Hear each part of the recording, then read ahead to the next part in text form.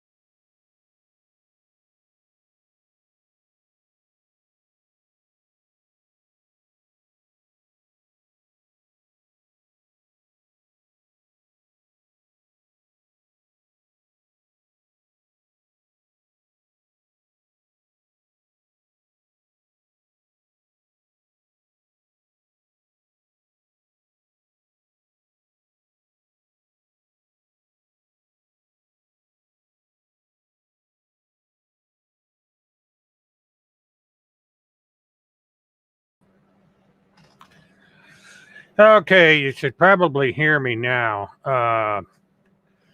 I'm still a little bit on the learning curve when it comes to the. Oh, shit.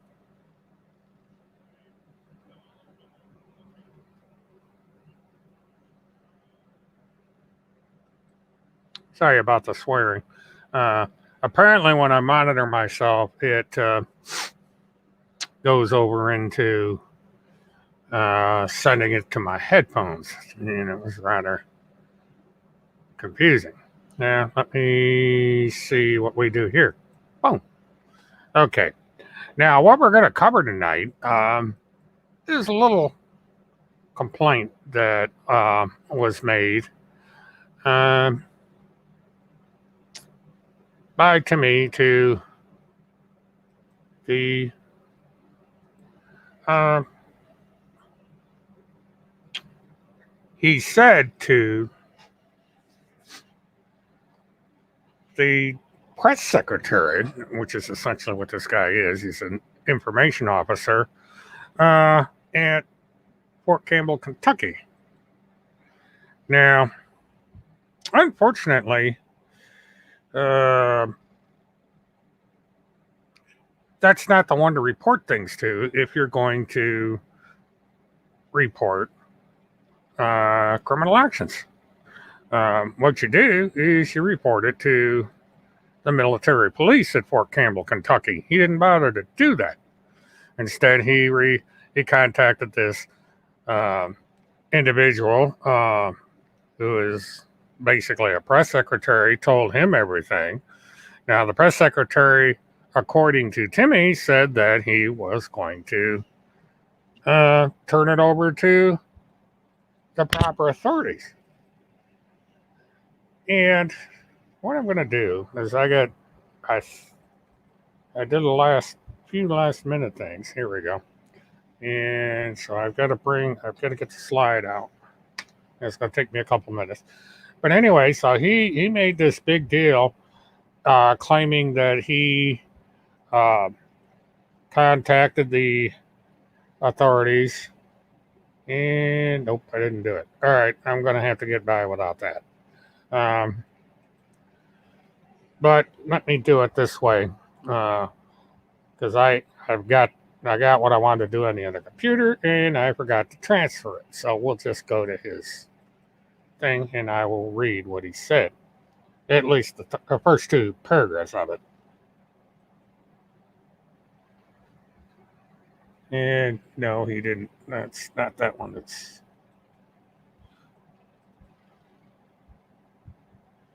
not that one either. I'm trying to find.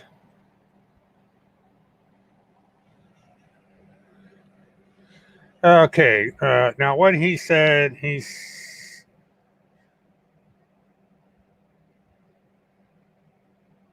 Well, I'm not finding what I'm looking for, strangely enough. It figures um,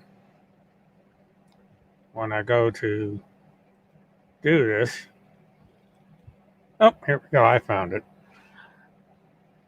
All right. The letter starts out to Robert Jenkins, Director of Public Affairs, Fort Campbell, Kentucky, which is basically their equivalent of a press secretary. Yesterday, you were contacted by my publisher, Randi Erickson, regarding the threats of rape, torture, and murder being directed at me. Mrs. Erickson, our families, and what appeared to be a thinly veiled threat against Melania Trump. Mrs. Erickson advised you the threats were being made by Gregor Sawyer, president of Veterans for Child Rescue, as well as Viper team measures and advisors, including Bob Hammer, James Hill, and Vice Admiral Charles W. Moore. Now, this is the problem. This is an Army base. Now, of course, Craig is an Army, or is a Navy veteran, and we also have a Navy officer named. So that means that the proper authorities to call is the United States Navy. In this case, the Navy and Criminal Investigative Service, NCIS. Oops, wrong agency. Sorry. There we go. And Timothy apparently didn't know that, but I did. So I did something a little bit different. I had fully intended on calling Fort Campbell, Kentucky, which I did.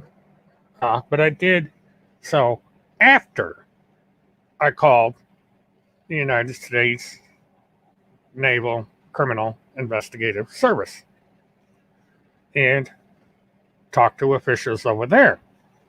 Because, you see, okay,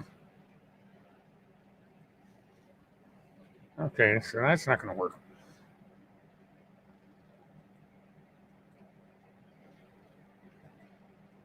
All right, let me drop this.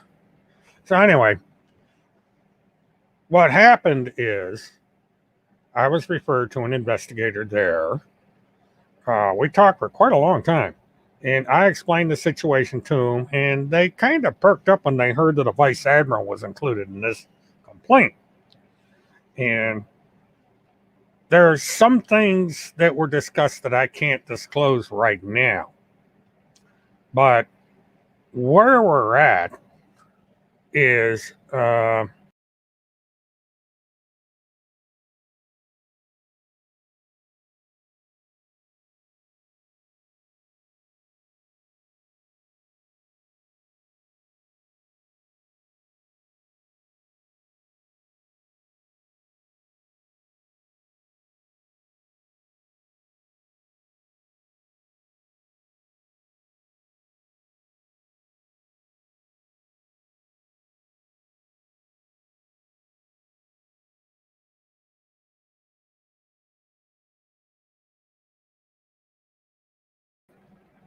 okay, there we go.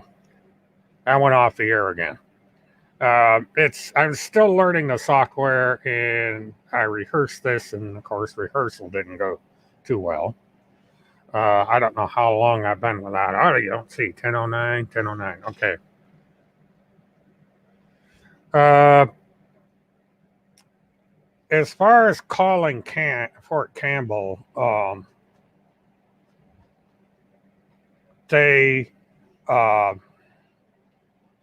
there are some details about the Fort Campbell situation. Oh, I wonder what caused that. My green screen blew off. Let me fix that. I had a nice green screen and it went away. I don't know why.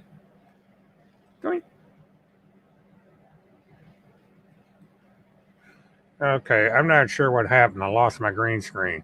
So you're going to be looking at a green wall. I don't know what in the world happened. I had a nice green screen and all of a sudden, blam, away it went. So now you're looking at a green wall. An error occurred when trying to Wait a moment and then try again. Try refreshing their page if this continues. Well, I don't plan on being on the air that long. This is weird. I don't know why it did that. Let's try a brick wall. Nope. All right, this is not allowing me to do green screen. And it suddenly vanished right in the middle of the webcast. And I'm going to have to, I don't know what the hell happened there. Trying to play around with the controls a little bit. But, oh well, I get to stare at a green wall. But this short live stream is to give you an idea of what's been going on. Now, the gist of what happened when I talked to the NCIS is that there is going to be an investigation. That investigation is going to be of Tim Holmseth and Randi Erickson. Because they want to know who these people are that are running around the country calling up military installations and accusing current and former members of the military of some very serious crimes.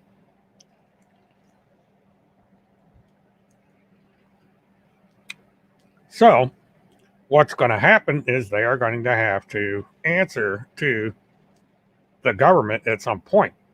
They are going to, from what I understand from the NCIS, is they are in contact with Fort Campbell, Kentucky, and they're going to straighten this whole thing out.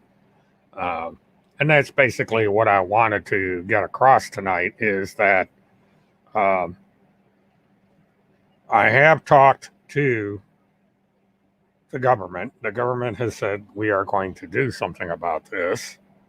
Okay, let me go back in here. I just want to double check something. Okay, okay, well, what it's not showing me is whether or not I've got the audio on, but I got it going, the software, and then all of a sudden it screwed up. And I'm a little disappointed in that, but you know, it is what it is. At least I'm on the air and doing my thing there. What is GTSY?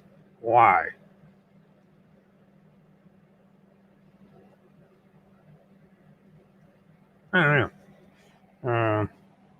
And in other news, I gotta see if I can get this to come up.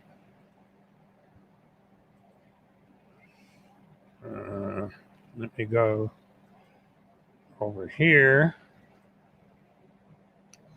But I received some information. Apparently, there's a back and forth going on. And let me.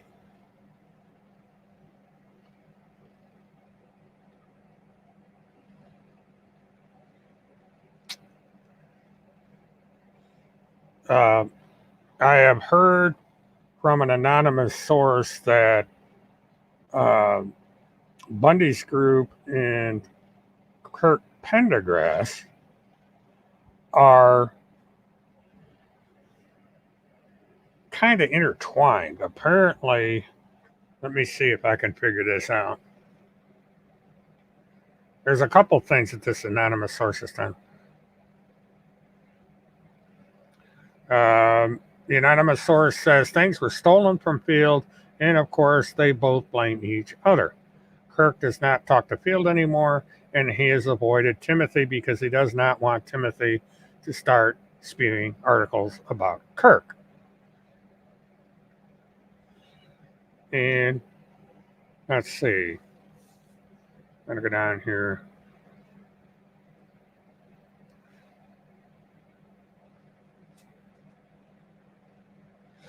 Okay, according to the anonymous source, Tim Holmseth and Randi Erickson are collecting unemployment, welfare, and food stamps. Now, again, this is from an anonymous source. I have no way of verifying this. But, you know, for the government and their hate of it, they don't mind taking handouts. You know, they get the coronavirus money, and now they're getting unemployment insurance, allegedly, along with food stamps and welfare. But this would explain why they're able to afford to be running around the country. Because if they're not working and somehow they manage to get unemployment, they can afford to drive around and take pictures of buildings.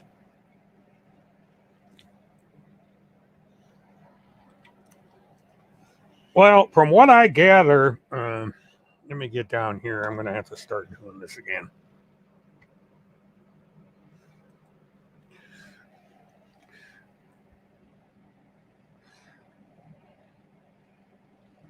The problem here is it is worse to file a false report to the military than to the police, because you are attacking the reputation and character of a member of the military, be they current or former. You don't mess around with the military.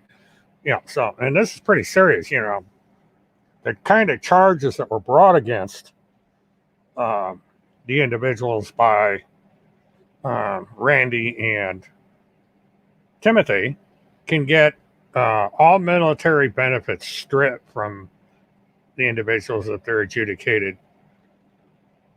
And they could also wind up at Leavenworth. I'm not sure if they still have capital punishment in the military, but these are pretty serious charges. And so what the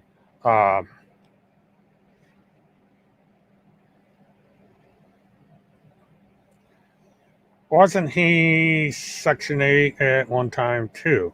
And who is the he you are talking about?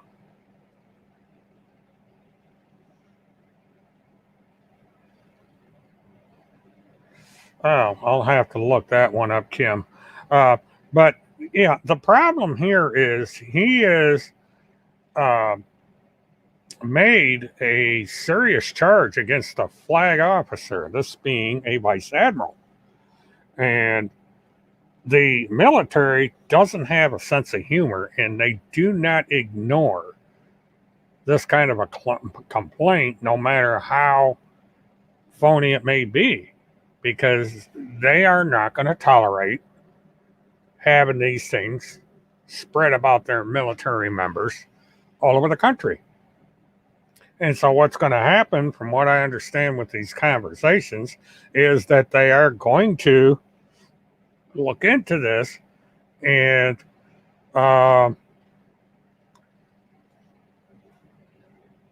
find out if these charges are legitimate or not. And if the charges are not legitimate, they are going to investigate Timmy and Randi.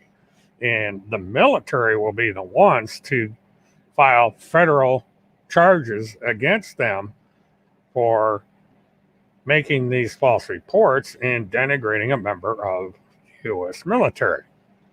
And so, that's where we're at here. These people may have stepped into quicksand and gotten themselves brought to the attention of the NCIS. Now, who Randi and Timmy should have called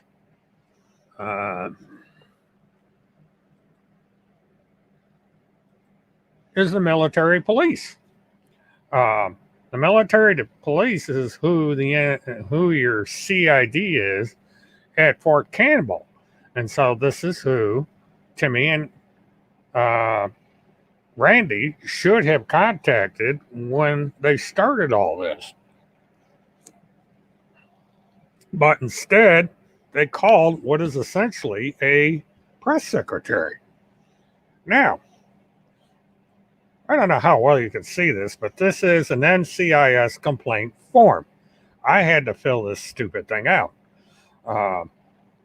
and submit it to the NCIS.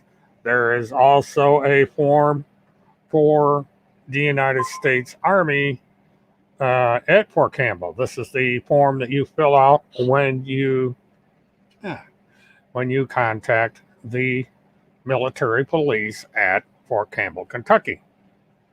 And so that is what they should have done. But instead, they contacted, or so they say, the press secretary. And the press secretary would have told them straight out, says, you need to send this to the military police. You need to do this. You need to do that. He's not going to say, okay, I'm going to take this and ship it over there for you. You have to do it. And so if all they're doing is contacting this guy about this stuff, it's not going to go anywhere. They have got to go to the military police, and the military police is going to tell them that since you're including members of the United States Navy, you need to go to the NCIS and make this complaint as well. Because what they didn't say in their diatribe is whether or not there was any personnel stationed at Fort Campbell that is part of this threat, because they have to have had a way to get the people onto the base that they threatened, according to Timmy, if the accusations are true, which they are not. And I made this clear to the NCIS. I told them exactly who these people were. I gave them an earful about the Pentagon Pedophile Task Force. And so, basically, the investigation is now going to be towards them instead of having their complaint checked into. And if they did not make the complaint to the military now has it, because in the complaint that I made to the NCIS, I included the blog written by either Timmy or Randi that had that so-called letter in it detailing what the charges were. So they will probably start looking into the blog. And there's some other things that we discussed that I cannot disclose publicly because now this is an active investigation. And they have asked me to keep certain things private for the time being so that they can function the way they do.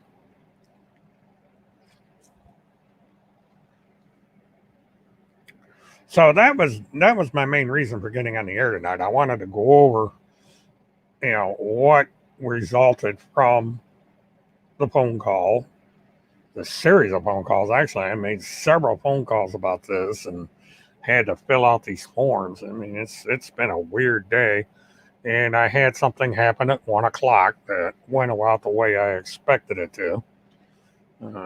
So I had to deal with that situation for about a half an hour. So absolute waste of my time, but it's something that had to be done. And I don't know where that's going. Geez, Michael Pence, come get your flies. I was going to spray these flies tonight, but I found out I think I've got a hole in the screen and they're flying through the screen. So I got to deal with that. That's a bad thing about owning an old house. So, all right, let's see if this is going to.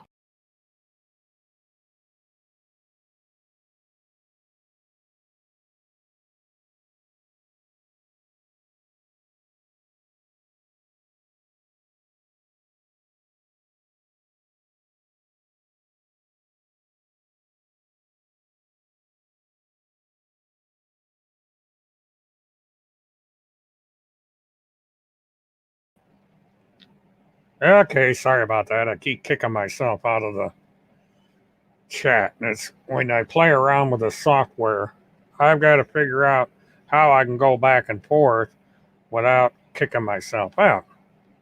But, it's a learning curve, so bear with me because this is yet another. Okay.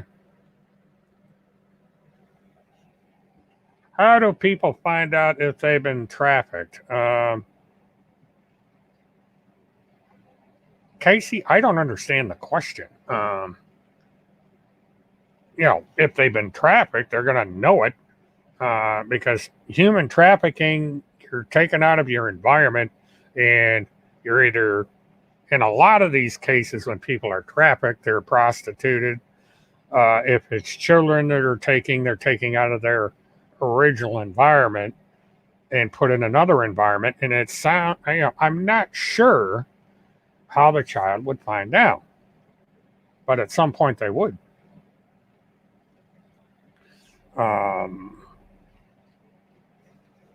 Let's see. You also made this comment, or no, Kim made that comment. But as far as an individual who is being trafficked, in some circumstances they're going to know. A lot of times the human trafficking involves undocumented aliens that are promised something, they get ensnared, and then the next thing you know, they're either being put out for prostitution, they're put in pornographic videos and stuff like that. Child trafficking is a bit different. There's all kinds of things that happen to children. And this is the part that bothers me because instead of concentrating on the legitimate child trafficking problems, Randi and Timothy are concentrating on innocent people that have nothing to do with these activities. They're attacking completely innocent people that have nothing to do with this garbage. And so, I don't understand why. They would be more effective if they were to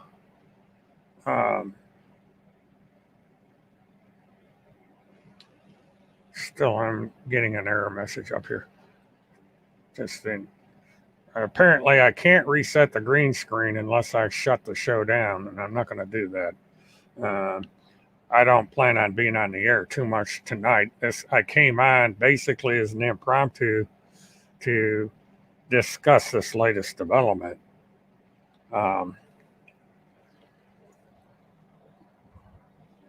But at least according to my anonymous source, we have an idea of how they are getting their money. And unfortunately from them, the state can track this, and so can the federal government. If they're getting unemployment benefits and if they're getting food stamps and they're getting all this stuff, there's going to be a record of it. Because when you get food stamps, you get a little credit card like thing. And that's what you use to buy your food with. And this stuff is recorded and it's easily traceable by law enforcement. And so if they're going to a grocery store in North Carolina and buying groceries, it's going to pop up on the system. So they're giving a way for the authorities to trace them. Excuse me. And it's the same way with their unemployment. Because if they're spending money off their unemployment, it's creating an electronic record, and that electronic record is going to be able to have the government trace their activities. And even before this NCIS thing came up, there was an investigation going on. And so now they just triggered another one. And I did tell the NCIS representative who I talked to in Minneapolis, Minnesota, about the situation. So now they're going to call up and communicate with them about what's going on.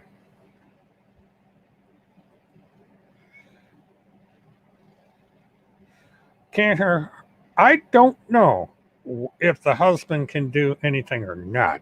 Um, there's, you know, the only thing I think can happen here is he could do a contested divorce, and that would take care of any of this property law that exists, where normally there's some that goes to the husband, some that goes to the wife, and all that. And if he can prove that she um, did something financially, he could get out of, say, paying alimony. Uh, the divorce settlement would get that much more complicated. Uh, but as far as I know, it has not reached uh,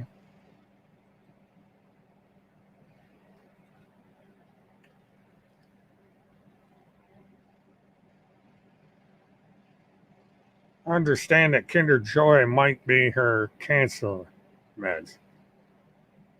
Okay. I didn't know. I'm not understanding that one, Glow.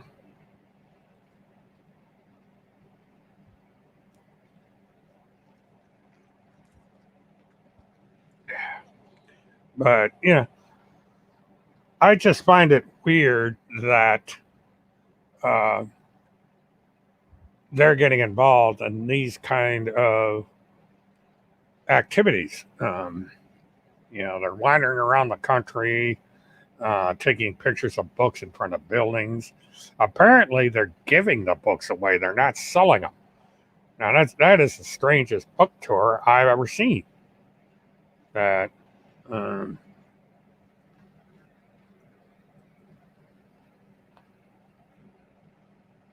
oh, okay. Uh, yeah, Leanne is very sick.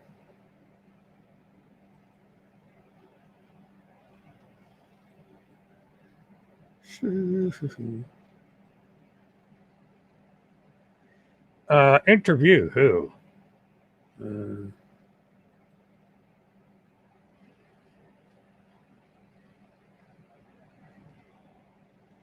Um,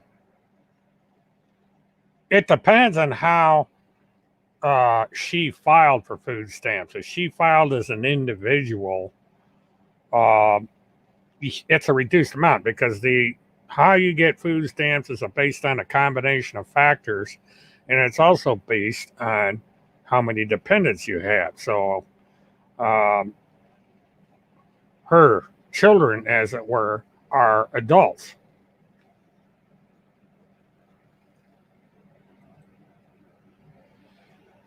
Well, the thing of it is that number one, I don't know if her husband would want to be interviewed.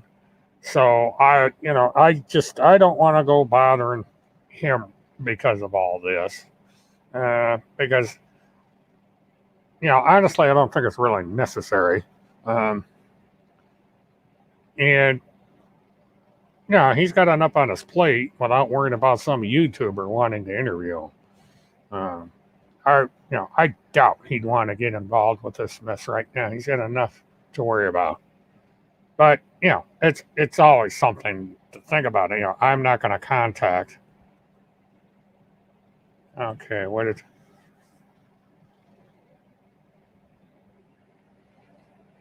Okay, that's good. Because I know she wanted to get her hands on a copy, so that's good. Welcome to the chat, by the way, Tom.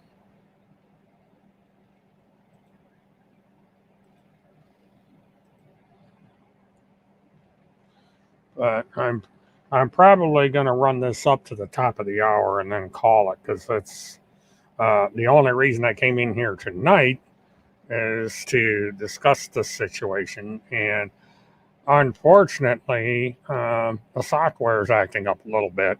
Um, it's not a real drastic problem that I don't have the um, green screen. The other things seem to work. Let's see. It's not like if I do an overlay. Yeah, see, I can still do things. Um, so that part's not a problem.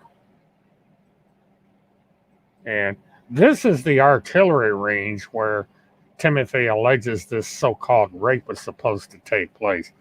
And this is what got the military police a little interested in that. But the thing of it is, whoops. Okay. Yeah. But what this is going to do, this is going to allow me to share images inside my utility without having to use my Twitter account. So that'll solve that problem. Because I couldn't figure out how to do images, and then when I was playing around with this, I said, oh, I can do it this way. And so that's what I do.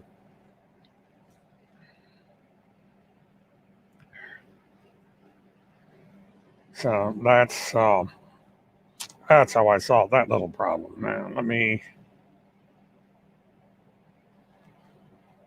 okay. So now I got to figure out how to get back. So the thing of it is by using these, by going this route, it throws me out of the chat. So hold on a minute.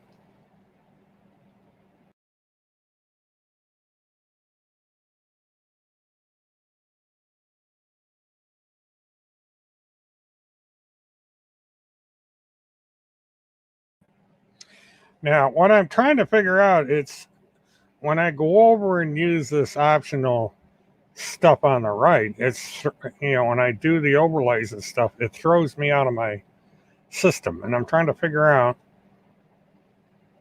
how to go back without throwing myself out. And all I have to do, when it happens, I have to recycle and put myself back in. But we'll figure it out. This is the learning curve I'm having on this. You guys get to see what my green screen looks like. I know it's wrinkled, but the funny thing about green screen is even if it wrinkles a little bit, like down in that one corner to my right, it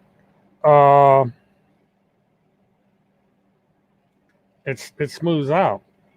Now, why this thing won't do the green screen, I don't know. Okay, now look who's here.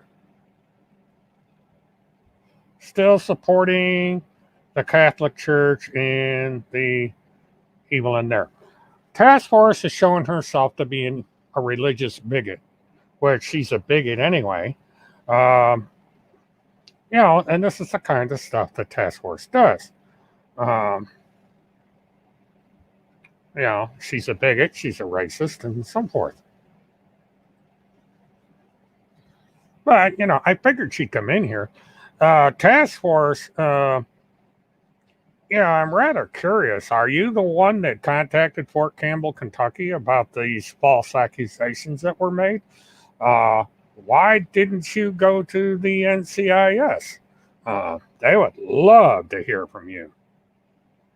And, of course, we've got the standard. This is all Task Force is capable of, is coming in here and trolling us. That's her limited mental capacity. And I thought she was busy with stuff.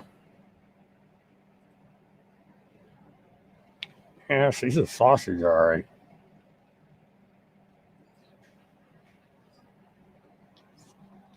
But, it's funny. The task force disavowed themselves from the high command.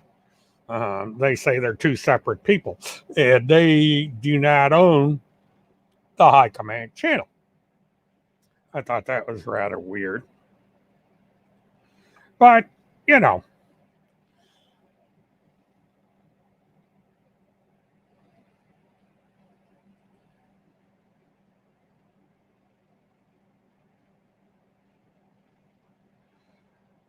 Glow, this is the thing. She's not helping children. None of them are. They're doing this for the money. She even admitted it the last time she barged in here. She says, I got to get paid. I got to get paid. It's all about money. I don't get paid to do this. This costs me money. There's an annual fee for the use of this software and, internet access and everything else. Yeah, let's see what else he says here.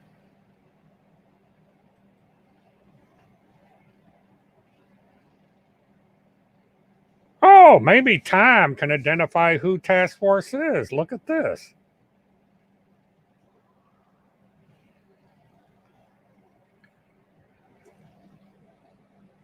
So, Tom, who is Task Force?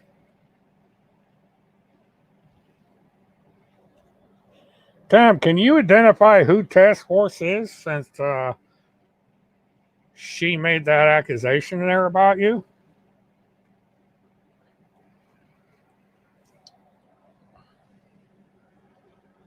I didn't know that you were a member of the task force. This is a new revelation. I was not aware that you were a member of the task force. Because that, if you remember the task force, you could give us a little bit of a insight as to who all the players are in this thing.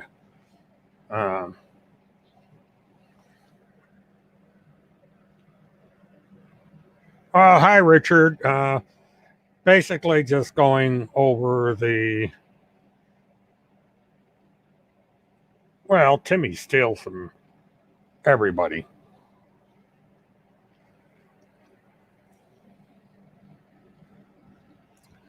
But the way things are working out, it looks like because of this little stunt they pulled a couple of days ago, the government's going to be investigating them. So Randi might want to find a barfly because she's going to need one by the time the NCIS gets done with her.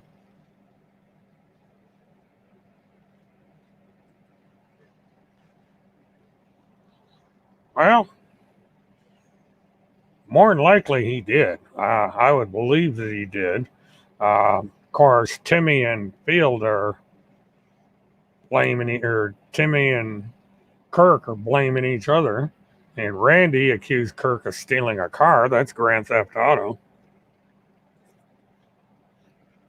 Yeah, it's funny that all these accusations that are made by these people, none of them ever show up in police reports. They say, oh, it's why, car is worth a lot of money. And it's a felony in the state of Minnesota. Even in the state of Wisconsin. Why wasn't the police called? Why wasn't a police report made on all the stuff that was stolen? What is with these people?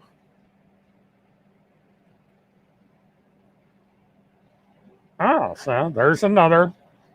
See, there's a legal liability for you there, Tom. You could sue her if you could find her. Right now, these people are on the run because there's at least 3 process servers trying to track them down to give them a summons to appear in court. And that's why they're on the run. They're not on assignment. They're running away. Well,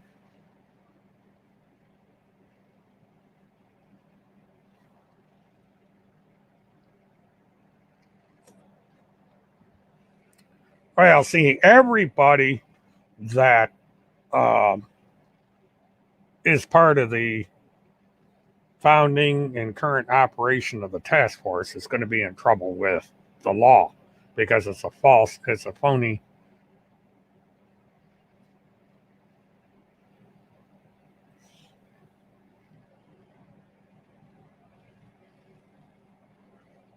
I told you no, not into it. Huh. Well, it's funny. We're having a little bit of a soap opera here. But if, it's task force makes a lot of accusations and then task force never backs it up. Task force says that they reported this, that, and the other thing to the authorities, and then when you go do a FOIA, nothing's there. And then this latest thing, they say, oh, yeah, we went down to Fort Campbell, Kentucky, and um,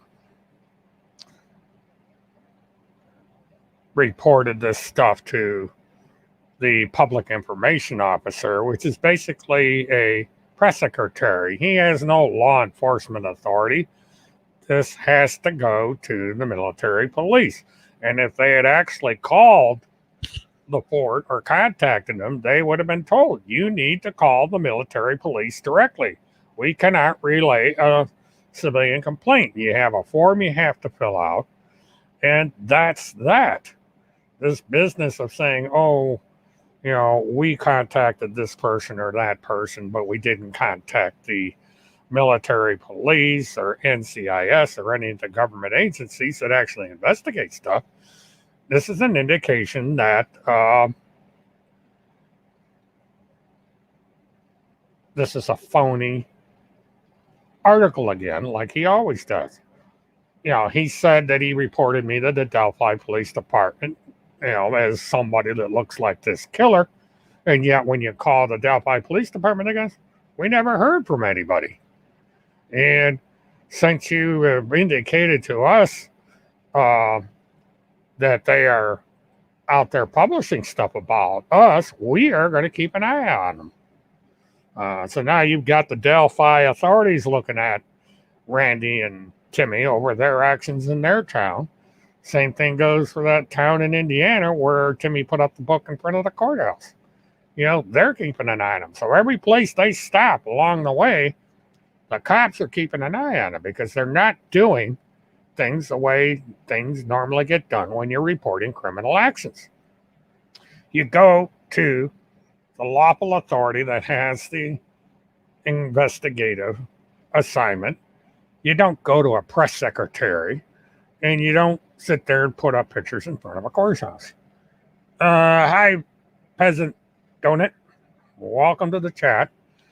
I've got about 10 minutes left because I got to get ready for tomorrow. I got a lot on my plate. Plus, I want to try and see what's going to happen with the Neely Blanchard situation. They're supposed to have a status hearing tomorrow, so I'm going to check that one out. And I'm also going to find out what the hell happened to my green screen.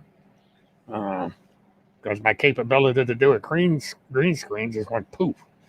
So I got to figure that one out.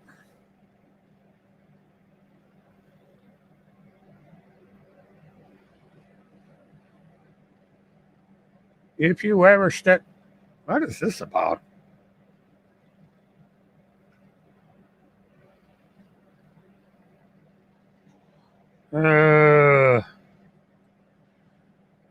What is this about? Apparently somebody rubbed you the wrong way. Is this something the task force did or what?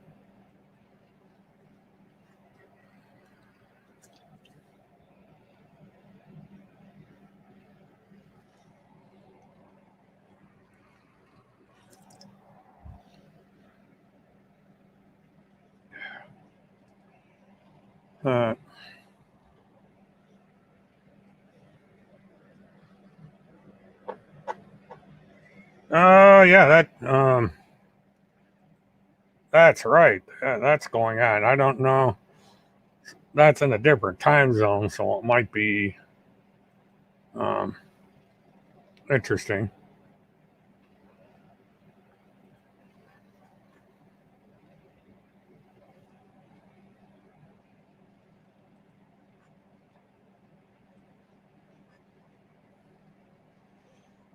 I want to see if Kirk gets arrested again. That'd be funny. Because he's going to continue this sovereign citizen lawyer crap, and he's going to get his ass arrested again. So we'll have to see how that one comes out.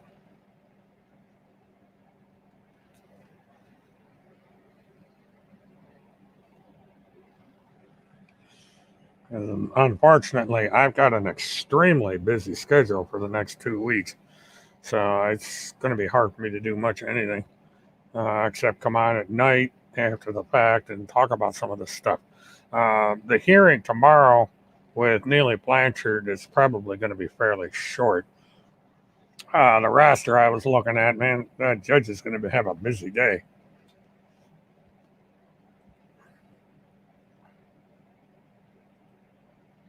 I'm curious, Levi, did you ever have your green screen crash, or are you using green screen? This all of a sudden, my green screen's been great, worked perfectly last night. I had it on for a while at night, and then all of a sudden it crashed.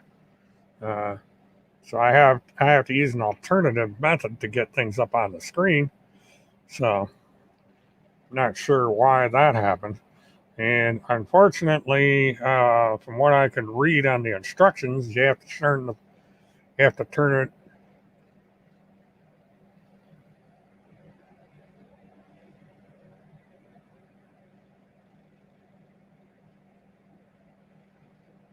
Okay, I got a bit of a. I wonder what this is all about. I'm not going to put this up. I don't know who. Boy, somebody's pissed.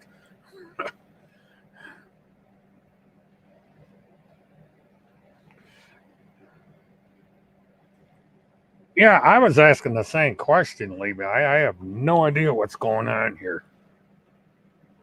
Oh, okay. Well,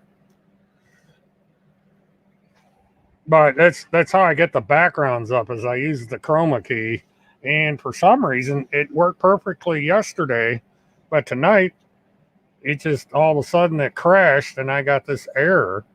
And if I use the commands over on the extreme right, oh, I see. Let me see something real quick. Okay, figured that one out. Yeah, I'm still learning this thing.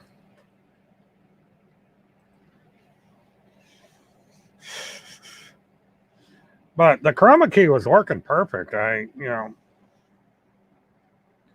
figured it was better than having this green thing behind me, and it also helps me. But I can go down to brand, and I can use overlays to accomplish the same thing I was doing with a green screen. Because this has helped me figure out how to do a slideshow, so I can do all this. So, that part comes out good. So this works a little bit different than the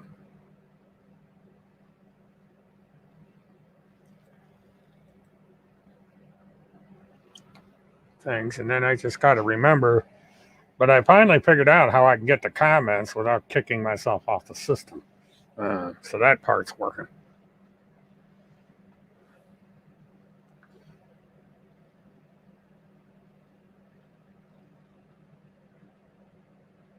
Okay. Well, I got to figure out. I haven't. Doop, doop, doop, doop. All right, where the heck do I find the link for coming on the air? That's the part that.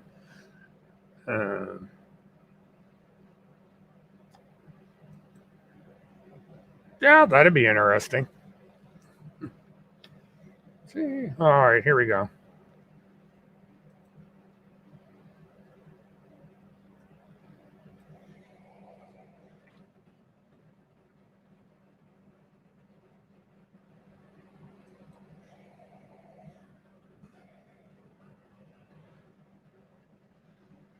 All right. Well, I don't know if that's an actual link or not. That is because I didn't know if this came off as a hyperlink or not. You can do a Control C or something. That's a learning thing that I'm going to have to do, is to figure out how to do phone interview. Have people come into the chat and talk. That's going to be something I'm going to have to learn how to do at some point. If I decide I want to interview people.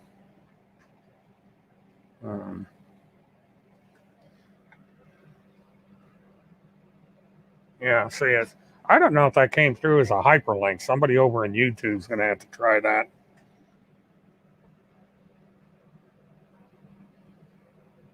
On phone and beers, I don't think I'm allowed.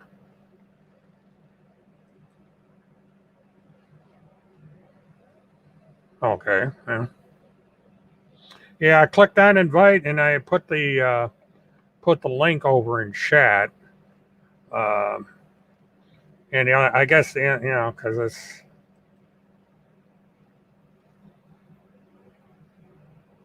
I guess I have to send them in Messenger or whatever. But that's I'm going to have to figure. I've got a way I can practice this. I've been watching all the. Oh, thanks, peasant. Yeah, I love everybody. I'm a loving guy. Um, I even love the haters because they provide so much entertainment. Um, but anyway, for an impromptu live stream, this has actually turned out pretty good.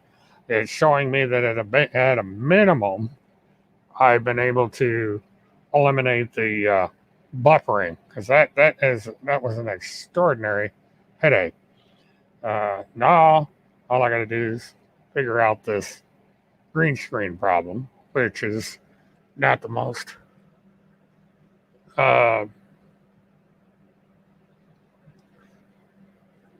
It's not the worst problem at the moment because I can always, I can always use this, or I can put up a background that can be put in place if I don't use the green screen, because I've pretty well figured out now how I can do things.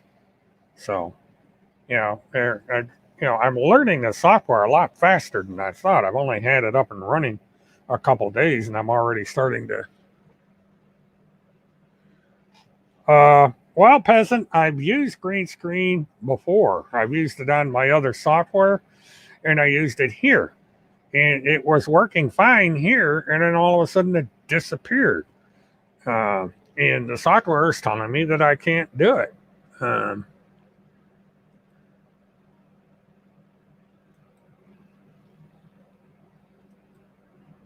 Says an error occurred while trying to create your green screen effect. Wait a moment and try refreshing the page or starting your browser. This continues. Well, I'm going to refresh the page. If I disappear, you'll know why.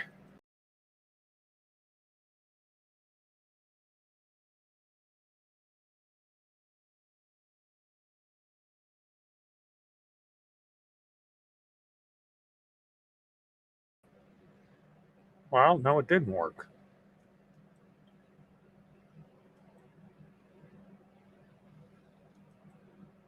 Well, that's what you do. What I apparently I've got to do, if that happens again, I've got to refresh the page and then come back in.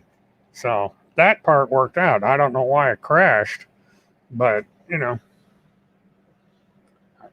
had to disappear for a minute, so so I should be back on. Hello, does anybody see me? I want to make sure I'm still here.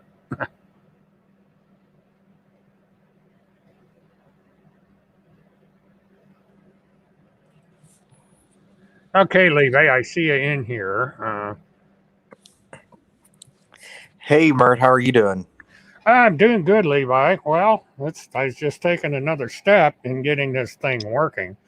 I see your green screen is working now.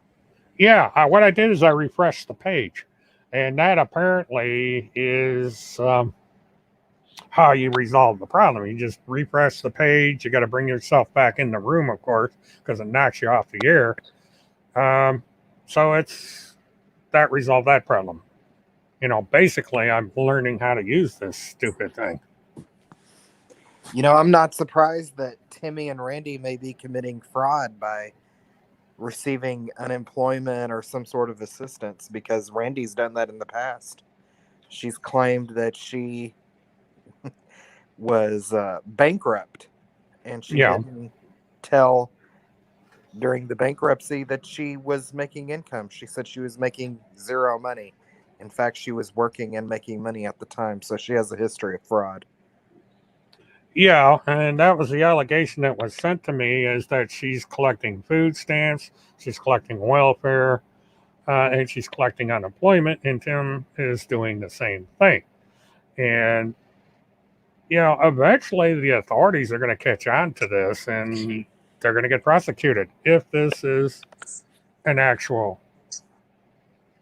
legitimate claim that was made by my anonymous source. So we'll just have to wait and see on that one. And I'm just wondering, I didn't know that people that had outstanding warrants were allowed to collect assistance. Well, that I don't know either, because this is the state of Minnesota, and I don't know how their law works up there. Food stamps and welfare is a federal program. Unemployment is mainly state. Although the federal government can come in like they have and give extra amounts to the state to help out during the pandemic. So that's something that's going to have to be researched to see exactly what the laws are concerning these kind of benefits. Yeah. It's just weird that Randi ran off from her husband. He has not seen her since September. And I'm just wondering, did she drain the money from the bank account if they shared a bank account, drain the money and take off?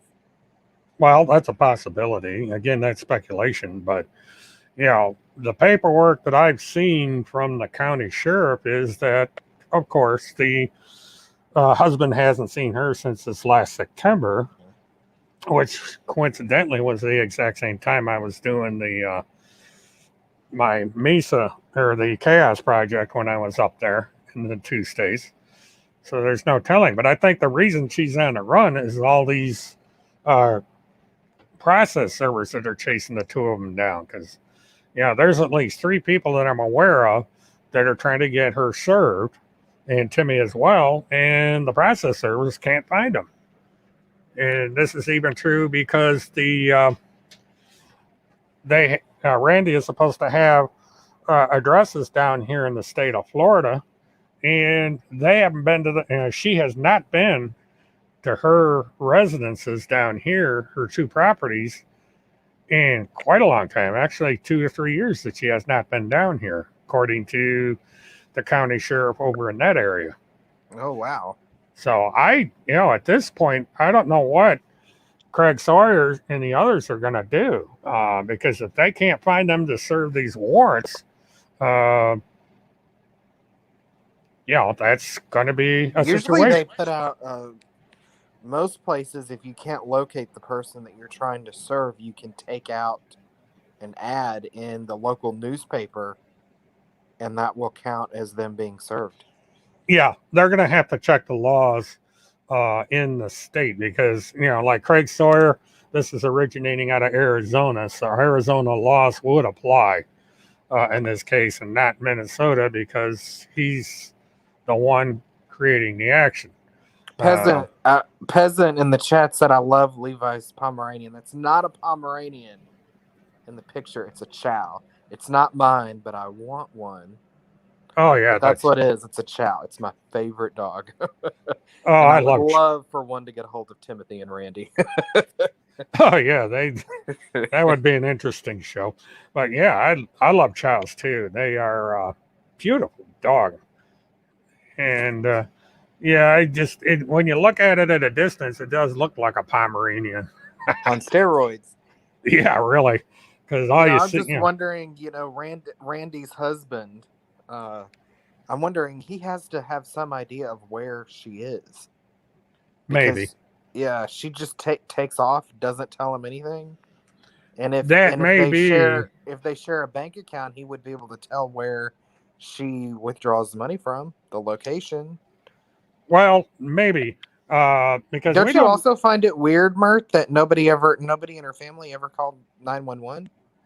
Yeah, it's really, it's this whole thing is strange. But you see, I don't know the dynamic of the family as far as what the husband would do, as far as if he's going along with what she's doing, or he just doesn't care, or there's things going on that we don't know about. Well, I would, if someone in my family ran off with some weirdo that they met on the internet, I would take out a police report. And I think that the reason that her family did not do that is probably because they're glad she's gone. She was so crazy, they're glad to get her out of the way. Yeah, I think the only thing the husband can do is file divorce, get rid of her. But there may be financial reasons you can't do that because, you get into this community property situation. I don't know what the laws are in Minnesota, but he may be in a financial situation where he can't afford to get rid of her. Well, when people file for divorce, they tell people, don't leave the marital home, because if you leave and move out of the marital home, that's considered abandonment. Yeah. Yeah. So See, that's, if she's left the home, then he could probably make an argument that if they get a divorce, that he's entitled to the home and not Randi. yeah, that's true.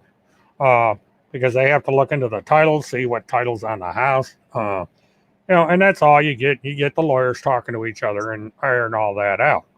So if and when there is a divorce, I think it's going to be a nasty one.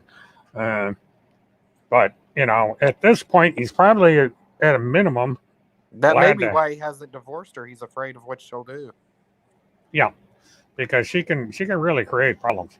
That's the problem with divorce. If you do a contested divorce, it can get real bad, real hurry. It's going to cost a lot of money. The bar flies are going to make a fortune off it. And so, it's, what are you going to do?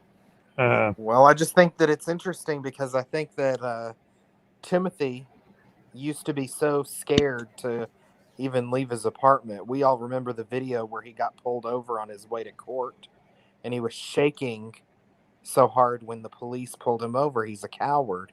But now that is the stupidest clip I ever saw in my life. I mean, the guy he didn't have a seatbelt on. I would have sat there and I would have given my paperwork to the cop.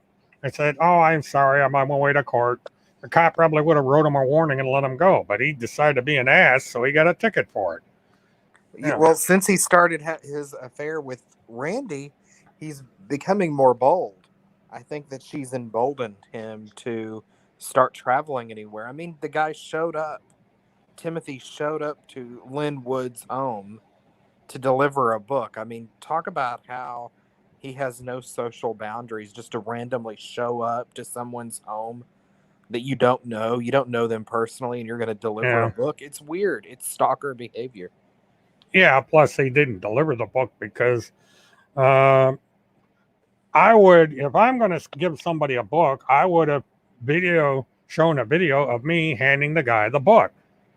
He was supposed to have mailed it months ago. Yeah, well, the tracking link. Yeah. And it was shipped from Elk River, which I find interesting. Yeah.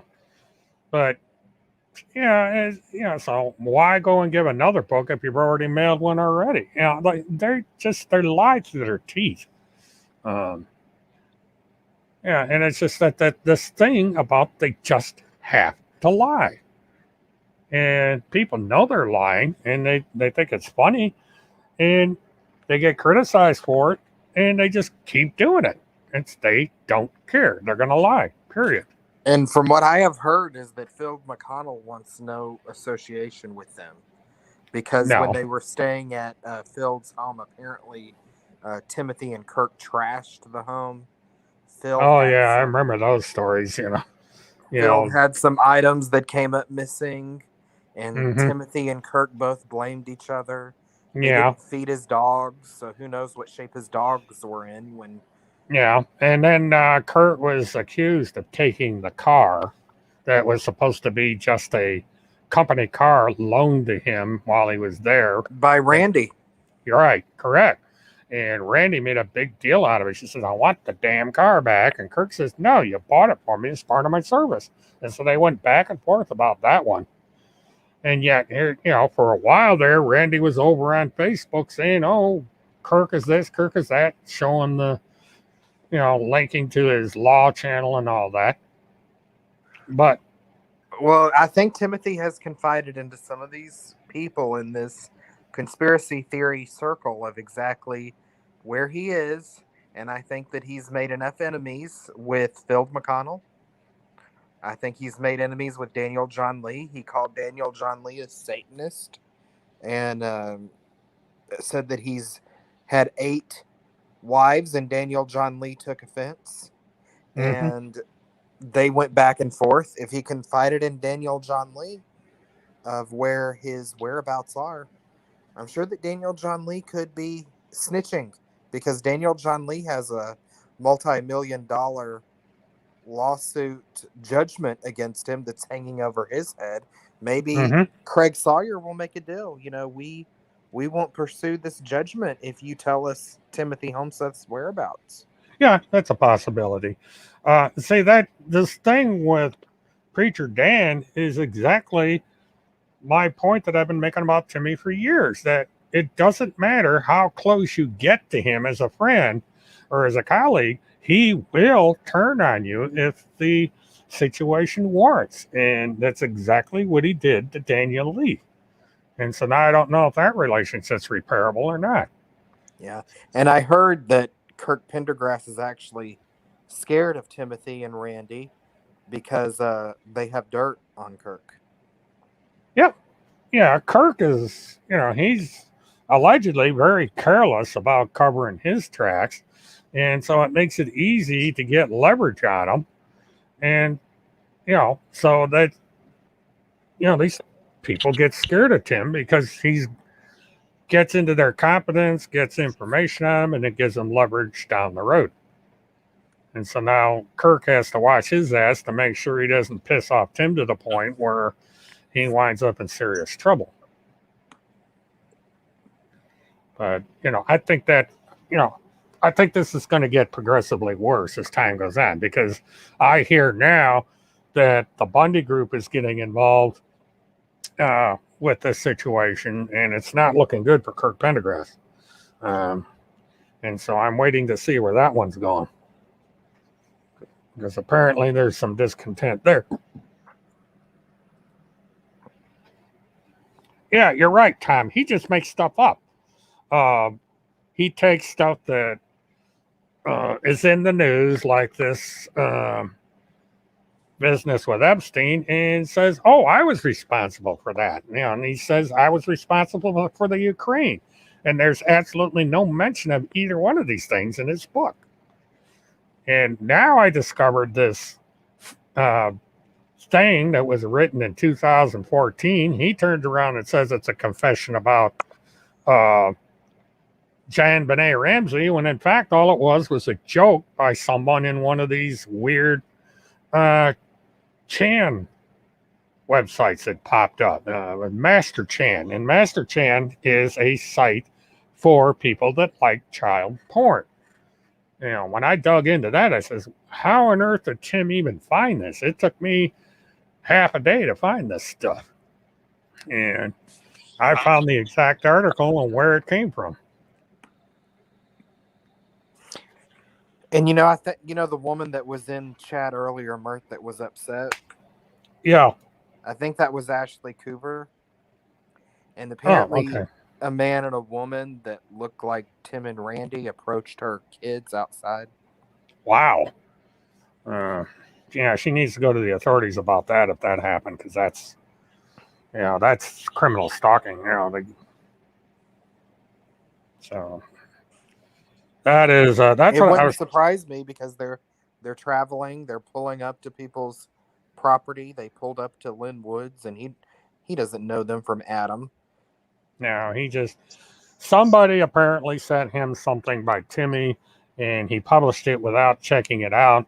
And once Craig Sawyer talked to him, he said, "Oh, I didn't know what the hell this was. I assumed it was legitimate. I'm just going to let people, decide for themselves, because I don't know the guy."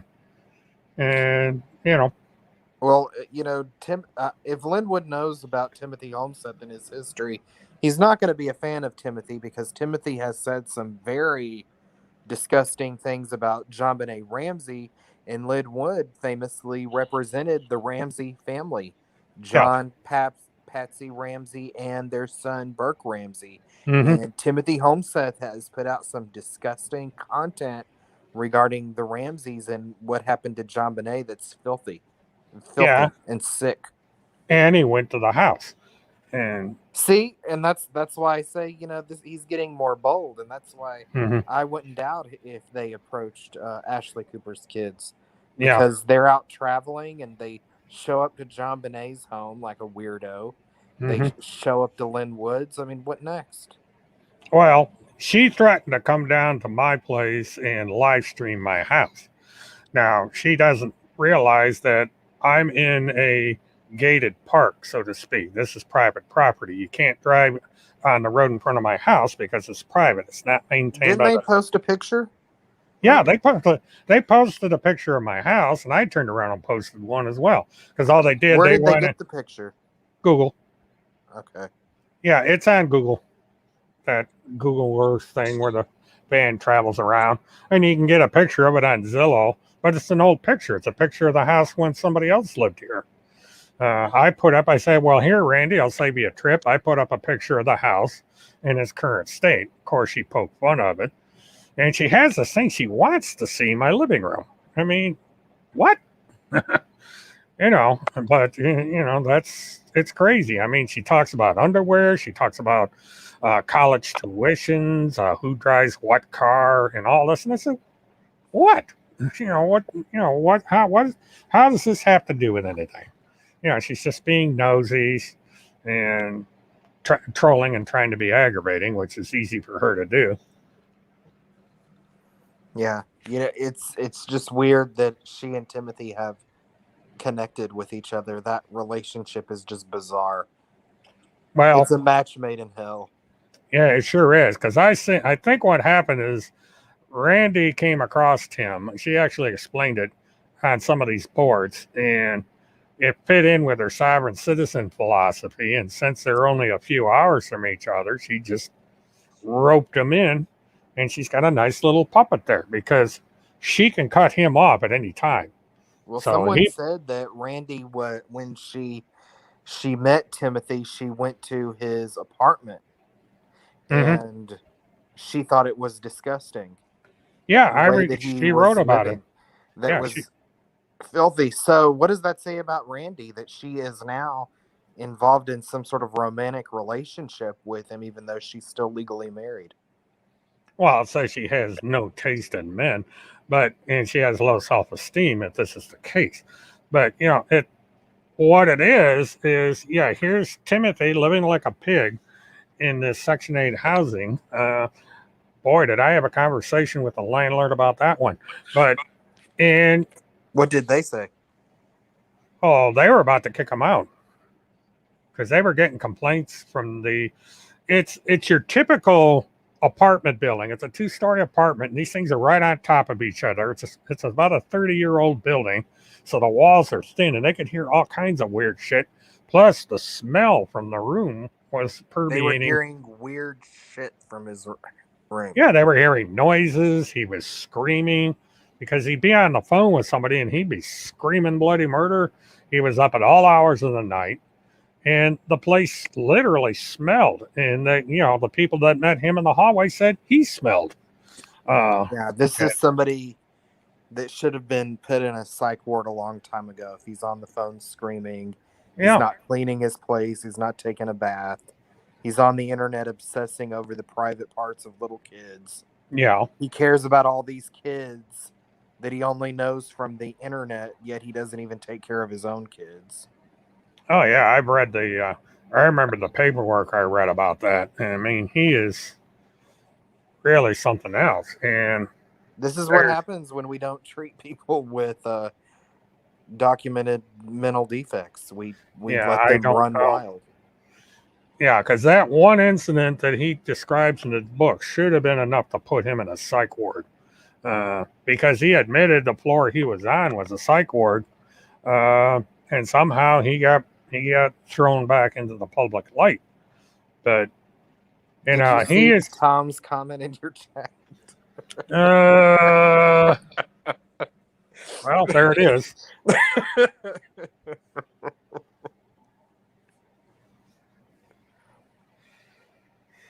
Oh God, please, Tom. I don't know as if I could stand that. And Cheryl would probably beat her to a pulp anyway, because you don't mess with Cheryl. So she'd probably say, "Get out of my house." I would pay to see it.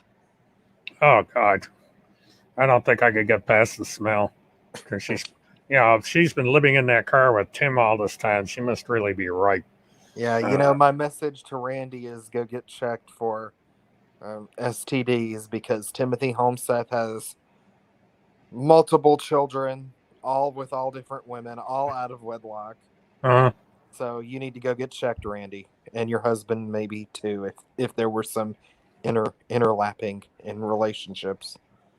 yeah, you get into the multiple partners deal, but what's interesting and is never mentioned is the third child. See, Timmy only concentrates on the two children, that his daughter and the one son. The other child that he gave up, we never hear about. Um, so Apparently, she's been in contact with him, and they have some sort of relationship. I remember she showed up on some message boards defending him one time. Really, that's interesting Yeah, because I so know there's one child that he gave up, Mm-hmm. who is the oldest. I think she is in her Yeah, 30s or 40. So yeah, she's the he oldest must have child. had her as a teenager, or really in his early 20s. Yeah, that would be in the 20-some years old. Um, And then he had Marina, who is in her mid 20s, and apparently the apple doesn't fall far from the tree with Marina, his daughter, because she also has a history of making false allegations of SA, abuse of a particular nation, a particular type of abuse. She has a history of it, just like Timothy. but yeah, because I remember the court records where they said that she forced the male child to do things, and it's really strange that people don't realize is that his son's first name is his birth name, his surname. Uh, his original name is Lawrence Hoff, and it's a open adoption. Um, and then, because how I found that out is he made a declaration in court one time, and he said, "My name is Lawrence Hoff," or something like that, and it's in the court records, and so that's where the Hoff came from. He basically named his son after his last name instead of his first name, which I thought was kind of Well, I interesting. think if you dig into the family history, there's some disturbing things there because if you read some of the court documents, Timothy mentions to his ex baby mama, his ex girlfriend, Hoff's mother, they're going back and forth about Marina, Mm-hmm. his daughter, and he lets it out that Marina had accused her mother's man, significant other, of abuse of a certain nature. And it turned out that it was most likely false allegations, because she now posts pictures with him on social media and even has her child in the pictures with him. And if you were abused by someone, why would you be posing in a picture with them as an adult and allow your little daughter around them? So it looks like she has a lot in common with Timothy, that she likes to make up false allegations about people. And I think they even attempted to make some false allegations about the police when the police came to arrest Timothy for violating the restraining order that Kim got against him. Yeah, well, it's a whole strange situation. What I'm going to do is I've got to take care of something here real quick, so I'll All be right, I'm going right. to hop off of here, Mert. Thanks for having me. Okay. Yeah, thanks for coming back.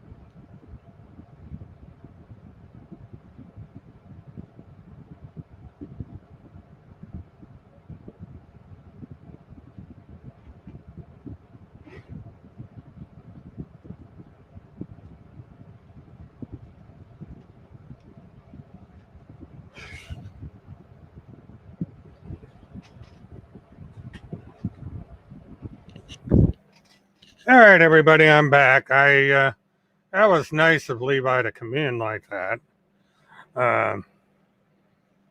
Let's see. Let me see. Mirror that. But it gave me a chance to test one of the best features I have of this, and that is the ability to have people come in and we have a conversation. So that part seems to be working. And from time to time in the comment section, I will put the link. So if anybody is ever interested in coming in, they're able to do so. But it's weird that we have to talk about the same two people almost every day, but it's their conduct that causes this. As they keep doing the same stupid thing, they keep making these atrocious accusations against everybody. And, instead of using what is a sizable channel to do something constructive, and that is to try and end this continuing problem of human trafficking, child abuse, and everything else. Instead of doing that, they play these silly, childish games. And, this is where we wind up, because then we got to come in here and say, no, this is not true. No, this is not true. This, that, and the other person is not guilty of the charges that they put against them. I mean, Levi Page has had this problem for years. He had a woman out of the state of Virginia that was going after him constantly, even calling people. She called CNN. She called all around to the local media affiliates, tried anything she could possibly come up with to assure that Levi could not get a job. And then we had this woman called Radio News that once we found out who she was, she turned against everybody. And it's just that there are people out there that, for whatever reason, all they want to do is lie about you and create problems. I had a woman from Washington, state of Washington. She drove me nuts for years. She is basically the person that put me out of business, because she would call around to my customers and make all kinds of complaints and put up complaints on these various boards. And it was right in the middle of a recession, so I had to close everything down. I had to put about 12 people out of work because of that one woman.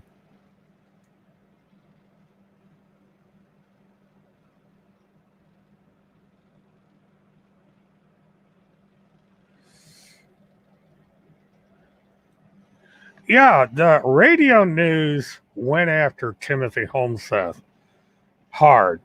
And strangely enough, this is how I got on Timmy's radar. Radio News was saying a lot of crap about Timmy. I didn't like radio anyway, and I didn't know much about Timmy, and I didn't think that radio was being fair. And that was partly true. And so I made the mistake of defending Timothy, and so radio went after me for it. And then I found out when I was provided paperwork that Timmy deserved the criticism he was getting. It's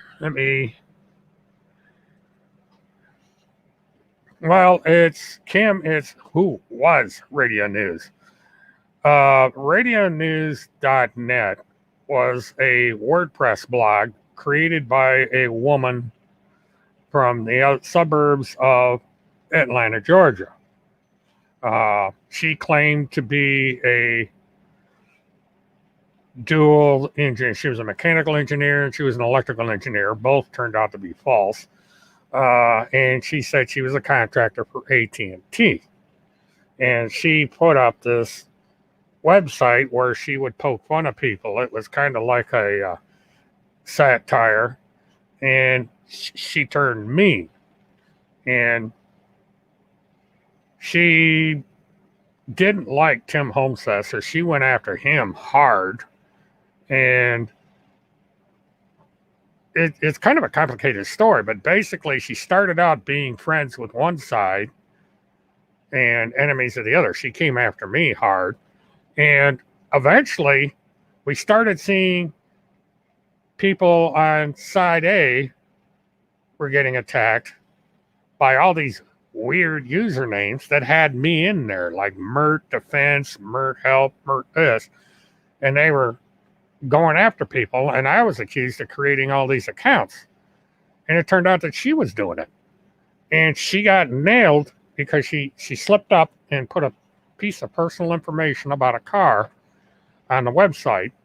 And we were able to track her statement. And then she tripped up, and because of an authentication process with Twitter, she was caught using her identification to create another SAC account. And it turned out she had created hundreds of them. And so she was confronted, and she vanished, took the blog down, everything. And so you can find things about radio news on Wayback and stuff like that. It's very hard to find information about her, but she's basically a female version of Tim.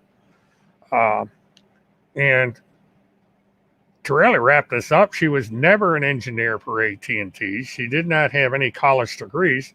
She was a telephone operator. And what happened is, back when AT&T automated everything and got rid of hundreds of thousands of telephone operators, she was one of them.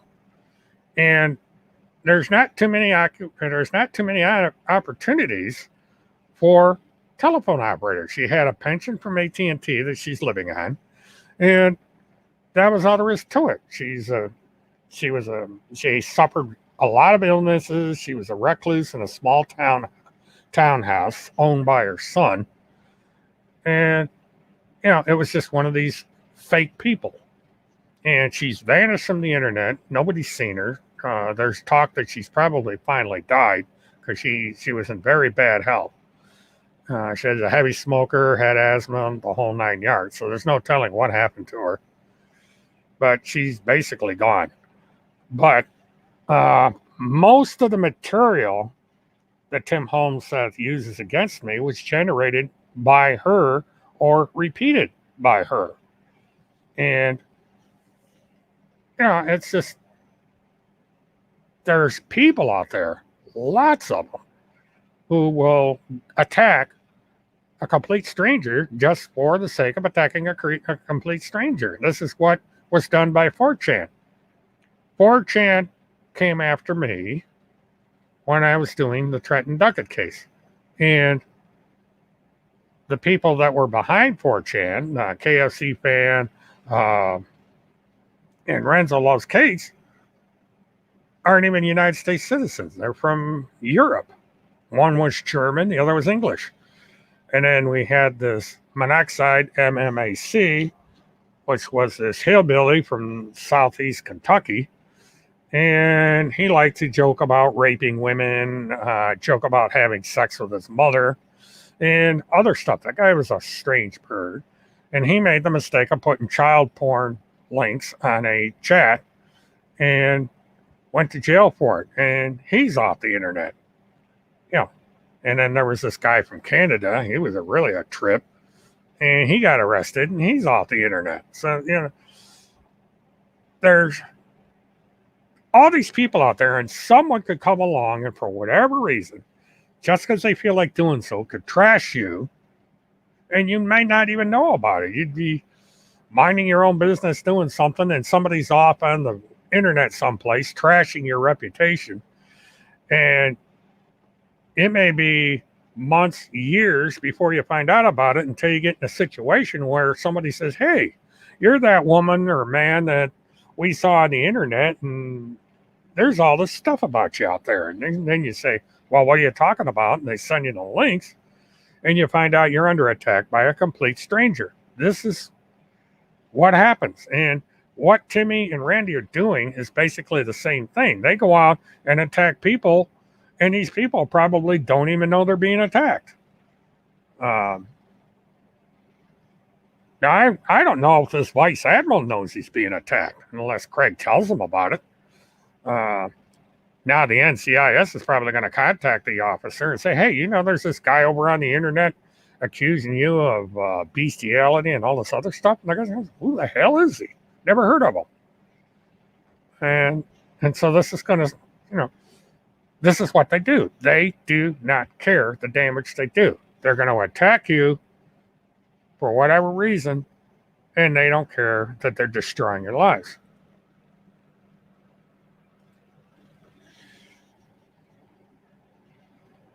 Yeah, it can be traumatizing. This happens to a lot of people. The very first time that I heard about this sort of thing was before I even got involved with true crime.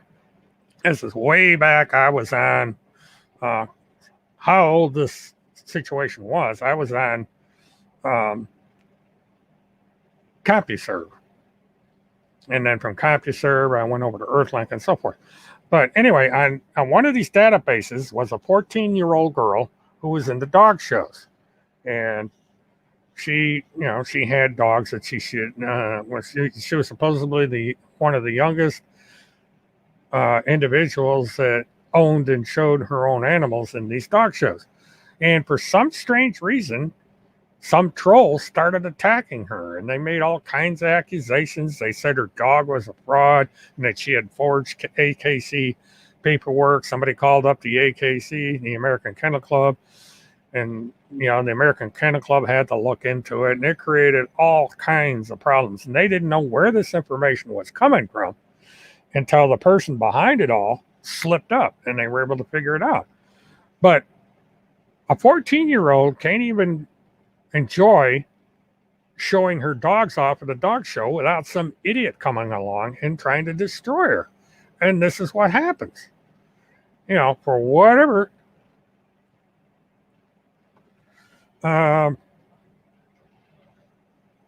whatever reason, these people get destroyed. And that happens every single solitary day. There is always somebody that gets a burr up their ass, and for whatever reason, they're going to go out and they're going to trash you. And people say to me, well, it's never going to happen to me. And I got to say, I got news for you. It says, Google your name on the internet and you may be surprised. And usually about a little less than half the time that somebody does that, they say, holy shit, there's this thing about me on the internet. And, and this is what's going on. There's people out there who get mad at you for whatever reason. And the next thing you know, your reputation's being shredded. You're not able to get a job or something because of something that someone put on the internet. And it takes a long time to discover this stuff.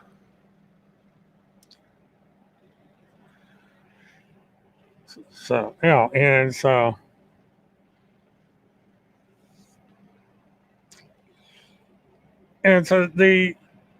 Levi, the reason is because you're a critic of Timmy. Anybody that's an enemy of Timmy is an enemy of her. She automatically takes Tim's sides on everything, no matter how ridiculous it is. I don't think there's ever been a time when Randi has said, Timmy, you're wrong. She won't do that for whatever reason. Why? Because if she just started disagreeing with Timmy, he would disavow her. You cannot disagree with Timmy. Well, that's true, Kim. They will believe this stuff. I mean, you've got 25% of this country that are believing in absolute bullcrap right now. Excuse me, I got the hiccups. But, you get...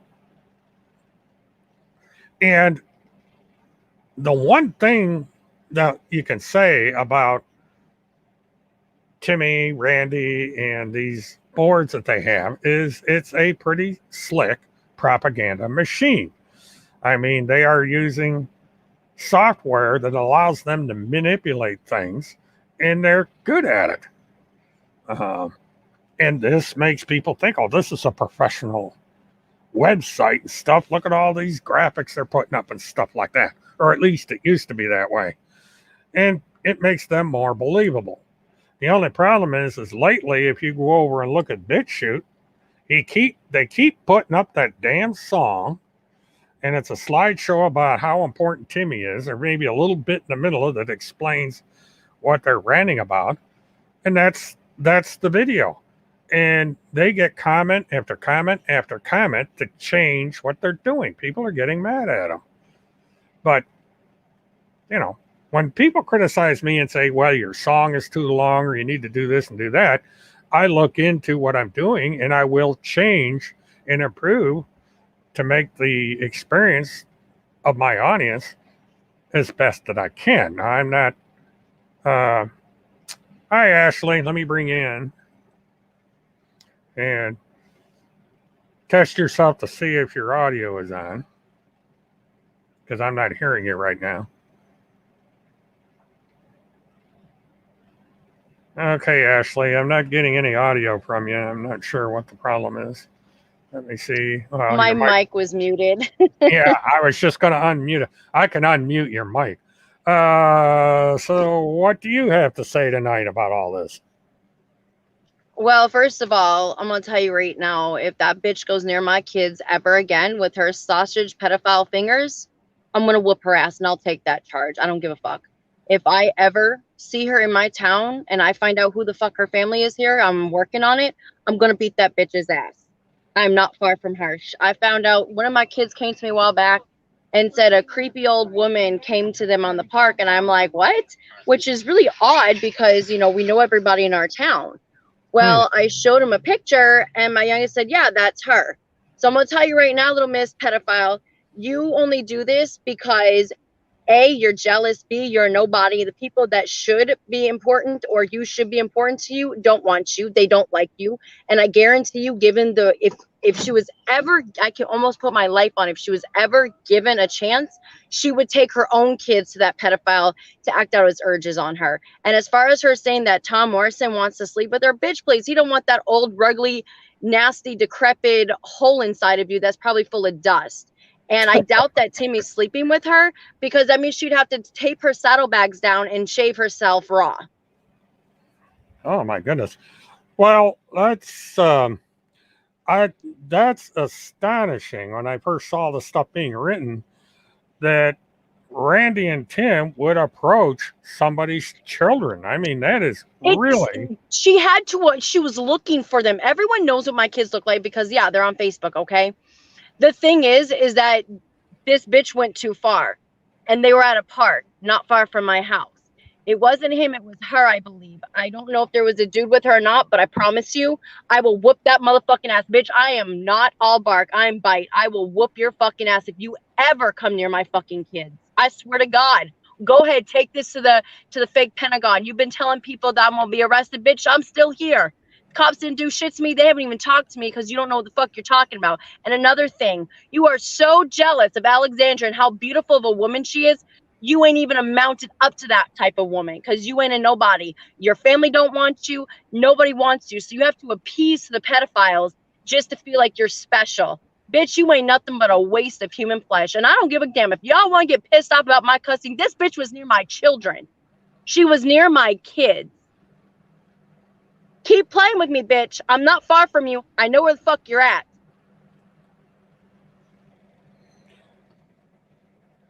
Yeah, I was just given information and I went over and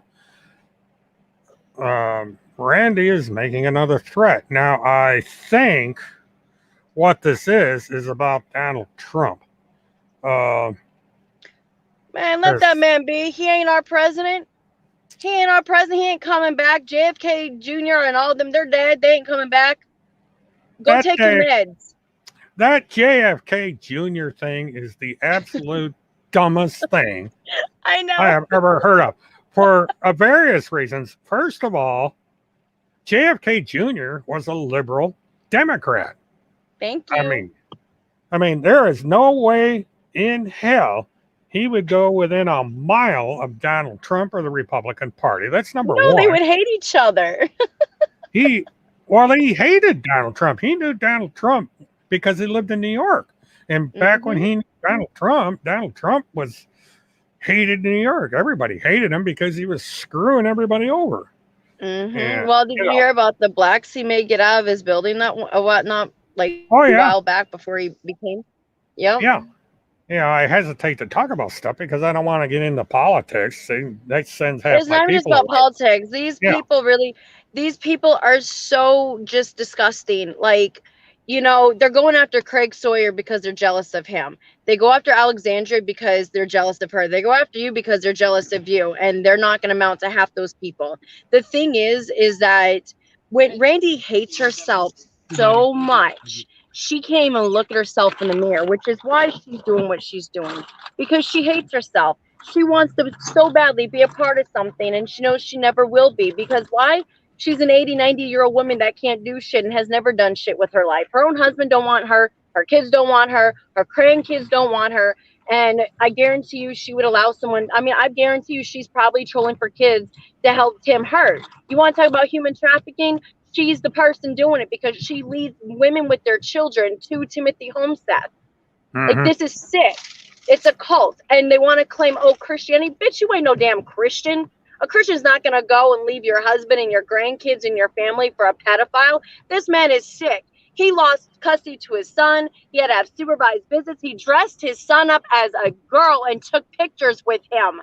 Then he wrote those confessions and those urges in that book that he never even spoke to anybody about JonBenet Ramsey. Ever.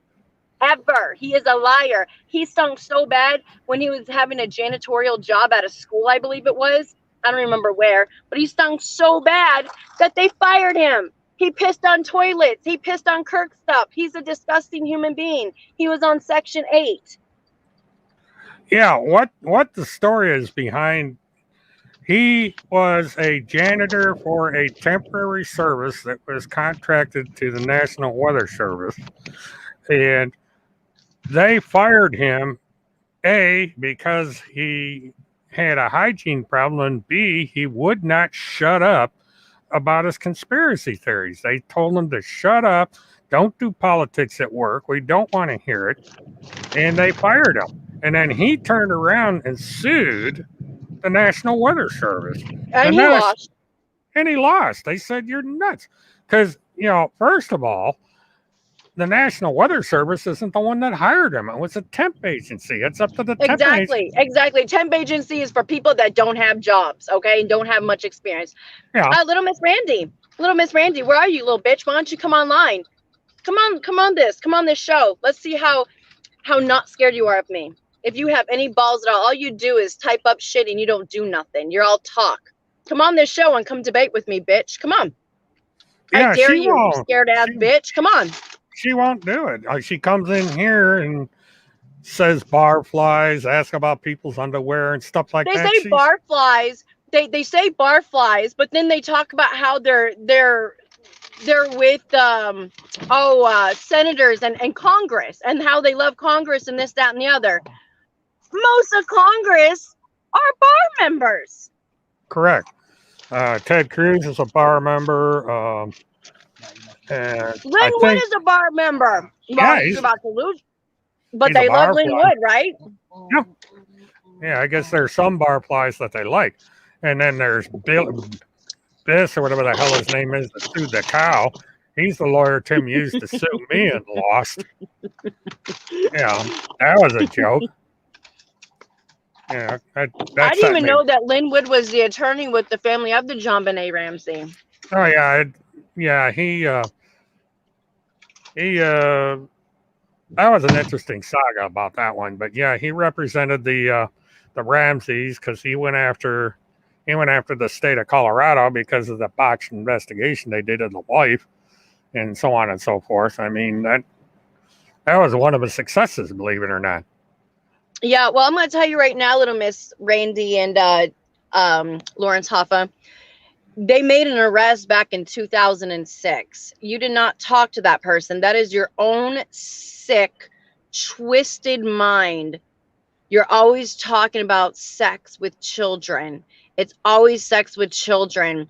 And like I said before, Glow has a clip of Fields saying, if you ever have those thoughts of kids like I do, You Mhm. all that are following these people blindly, you are a big part of the problem, and you are just as sick as they are. Because I'm telling you, if you give him a chance, he will come and rape your own children. Timothy Holmseth was arrested for a peeping Tom, and what ended up happening is they charged it down to felony trespassing. And Right. that's when I found that, where it said I started out as a peeping Tom and a fiddle finger or some shit like that and groping before he did his other shit. That's confessions. I sent it off to one of my friends who's a psychiatrist who does deal with that.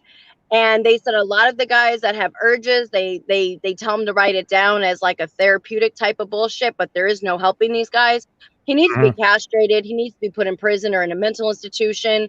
He was rehomed twice from the foster care system. The family that adopted him now are fucking insane because they actually believe him. And they're just disgusting. All these people are disgusting, miserable human beings. And Randy, go ahead and threaten Mert all you want.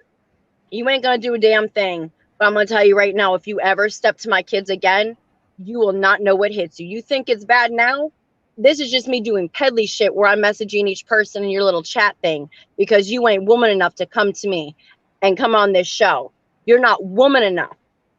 You will never be on my level. You will never be on Alexandria's level. You will never be on Kim Pacasio's level. Kim and Andrew and Alexandria, they have poise and they have a beauty about them that you will never have. So get over it, bitch. Wow. Yeah, you Don't really come like. near my kids. Well, This is the mama bear coming out. Don't ever come near my fucking kids, especially no. with the pedophilia that you're associated with and exploiting these families and terrorizing Craig Sawyer's family and his daughter. Don't ever come near my kids. I will take a charge. These cops, if she knows anything, if she did her actual digging, which she sucks at, she would know that these cops don't like to deal with me. They do rock, paper, scissors, shoot to see who's going to deal with my crazy ass.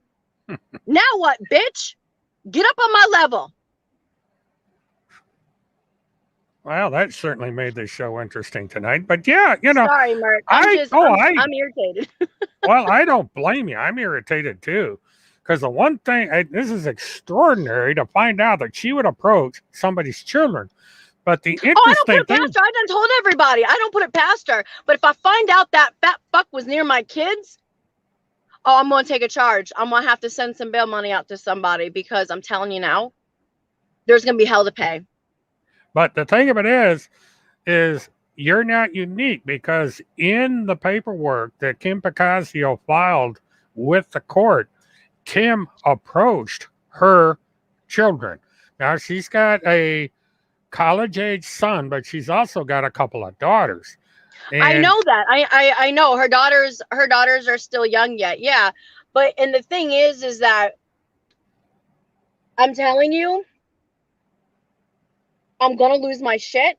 And y'all think, oh, okay, you know, y'all think, a lot of people think like, oh, she's just putting stuff on the internet. Okay, everything I put out there, I back up with proof and evidence. By the way, Randy, did you like my little post I wrote about Timothy with his sexual fantasies of children?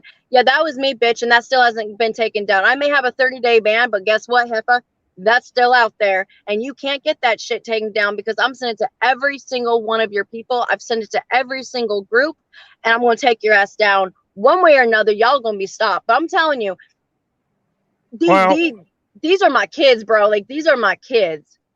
What you ought to do is go over and put a channel on Gab and BitChute because you know you wouldn't have a problem out there, and that's one way to get the truth out is to start loading stuff up on BitChute. Yeah, that's what Alexandria was telling me. So I'm gonna be starting that and stuff. I just haven't had a chance between work, kids, home life, you know, everything else. But I'm gonna tell you right now, Randy, I'm not somebody you want to fuck around with.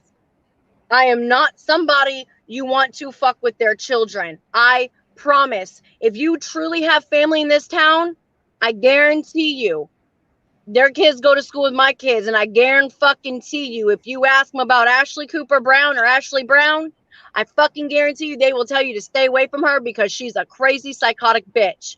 No one comes to my doorstep. When they have issues, they'd rather go deal with it with Justin. They don't want to deal with me. I'm fight first. I'll hit a bitch first, ask questions later. But you don't come near my kids. Do not ever in your life step foot near my kids again. This is your supposed notice, as I put in parentheses. This is your fucking notice. This is your final warning. You come near my kids again, bitch, I'm gonna whoop that ass. And go ahead, send this shit up. I don't give a fuck. Send it to the cops. Because they all know me. They all fucking know that I will take a charge. Well, anything is worth protecting your kids. There should be Especially no. with her background. They got Chris Hallett shot. The dumbass got Chris Hallett shot. These people got women locked up. They got people killed. They took Danielle Stell's blood thinking they're nasty ass cult. Yeah, because there's going to be a hearing tomorrow about Neely Blanchard at 1 o'clock. So that case is progressing. Field McConnell's got an appearance in July. But and they I'm say he's gonna not get out sure. scot free. You dumbass. And Cynthia Absucks, her case is working through the system right now. So it's going to be a hot summer here, and it's, I wish I had the resources, because the one thing I wanted to do is fly up to Colorado for the Absuck case. But I am going to be covering Field McConnell, and I will cover Neely Blanchard when those cases get into the From jury the last trials. I heard, he is done with all of them. He was done. See, this is what Sarah Dunklin told me, that they fired Chris Hallett and Kirk Pendergrass for fraud, and that she believes that Timothy Holmseth's a good man, and that he was led astray by Randi Erickson. And when Randi has no fucking idea how much I know on her, because Sarah Dunklin and I used to be best friends, and that's how I got into all this garbage and put all the pieces together. That Cindy Absuck case is what blew it open for me to really realize what the fuck was really going on. But see, what Randi doesn't get is all the text messages and their little ins and outs telling them they work for the Pentagon. I mean, Melissa Grover says she works for the Pentagon. I've got a great video of that crazy psycho. Learning Donald Trump. This is the Pentagon. Oh, I don't know. Pentagon. I mean, she was so drunk, it was ridiculous. Like, these people just, no class, no dignity, no nothing. Her kids are still in the system. Just like Teresa M. Curry was in my inbox about these people trying to threaten me. Bitch, I got my kids. What about you? You ain't got your kids. You gonna come in DM in my inbox and try to threaten me, but then you block me when I hit you with truth? Bitch, be gone with that. Same as Randi Erickson. Linda Nelson is another one. I'm contacting her son's military to let them know all the shit that she's involved in and how she supports the pedophilia and how she's part of QAnon, and that's a terrorist group, and how they're talking about all these military and how they're going after Craig Sawyer. I'm sure they would love to hear that one because he's a declared officer.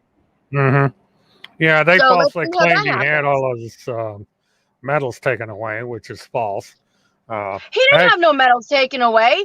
There's I found that out today. No, he didn't have none of that taken away. They didn't do any. Kim Bocasio still has her bar license. She is still a practicing, ongoing attorney and one of the top-notch attorneys in Florida. They didn't do shit to her there. Alexandria is still doing her work. I'm still doing mine.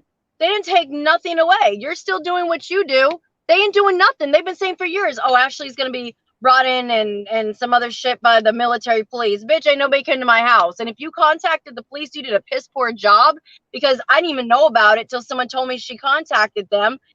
And I still haven't checked in with my police here because they never approached me, because it's all lies. They've called CPS on me so many times. And guess what? I still have my fucking kids. Y'all suck at this. Now watch what I do. Watch what I do. Watch what happens when I get my fire going on your asses. What? You just wait, little Missy. You just wait, hoe bag. You just wait, because I got shit for you. Oh, I got shit for you. You fucked up by coming near my children. Yeah, they stay away from the kids. Leave them out of this crap. Yeah, you can do whatever you want to me, but you better leave my fucking kids alone. And I'm not all talk. I have bite, and I will back up my shit.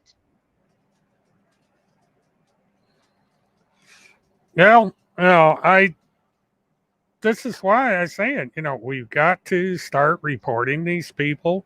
calling these various agencies, and it's like, now the NCIS is involved because they are going after a field admiral, a vice admiral in the Navy. The Pentagon is watching them. The feds are watching them. People think they're not. They are. I know for a fact they are. They think that they're untouchable, bitch. No, you're just giving yourself more and more rope to hang your ass on. And please do, because the quicker you get the hell out of here, the better off this world will be. Yeah, well, the government is notoriously slow, but when they finally get close to what they're going to do, this is all going to tie in with Neely Blanchard, and this is all going to tie in with Cindy Abstuck, and then they're going to start making their arrests. I guarantee it. I can put money on it. You watch. Well, the stuff with David Jose and the stuff with Francesca and everything, where everyone, doesn't understand how they're all connected and shit. I'm telling you, they all promote each other. They're cults. They all have their shot callers. They all have like a system basically where it's like a pyramid of one is over the other kind of thing, and one will tell them what to do, and the other will follow through and make sure the other ones do it. Mm-hmm. Yeah, that's basically how it works. The Blanchard case, what's not talked about very much is that the State Department is looking into them, because Neely Blanchard, it came out that someone in Virginia was giving Neely something that is basically giving her diplomatic immunity and stuff like that. And that, number one, it was a false document. And number two, if that person is in any way, shape, or form associated with the State Department, she or he is in a lot of trouble. That was David Strait that did that. Mm-hmm. Well, David Strait's going to be in a lot of trouble then, because they're all going to be in a lot of trouble. It's funny because on someone sent me a thing where it said "Too soon, Cooper," where the meth-headed retard Kirk Pendergrass is smiling for his mugshot, and everyone thinks he's going to get out of those charges. No, he's in hot ass water. They're going to shut his ass down, and once the feds start sniffing around on that, with where the money goes and how he's doing his office and pretending to be an attorney. Like, this shit's it's coming to an end. It's going to take a little bit longer, but it is going to come to an end. And I'm telling you right now, when we finally get Timothy Holmseth, a.k.a. Lawrence Hoff, arrested, I swear to God, I'm going to be right front and center at that trial. I swear to God. And when I get Randi Erickson arrested, I'm going to be right there too. Yeah, well, we all are. I'm going to be there with my camera in hand and the live stream going and for all this stuff. But, I get calls every once in a while from these various agencies asking me different questions, which gives me a clue as to what stage they are in their investigations. And I did get a call from the State Department about 2 weeks ago. So they are definitely looking into this, because they asked me who certain individuals were, and I told them. And so they... and it's the same. When I went up to Minneapolis, Randi makes this big thing. Well, why did you go up to Minneapolis when you live in Orlando?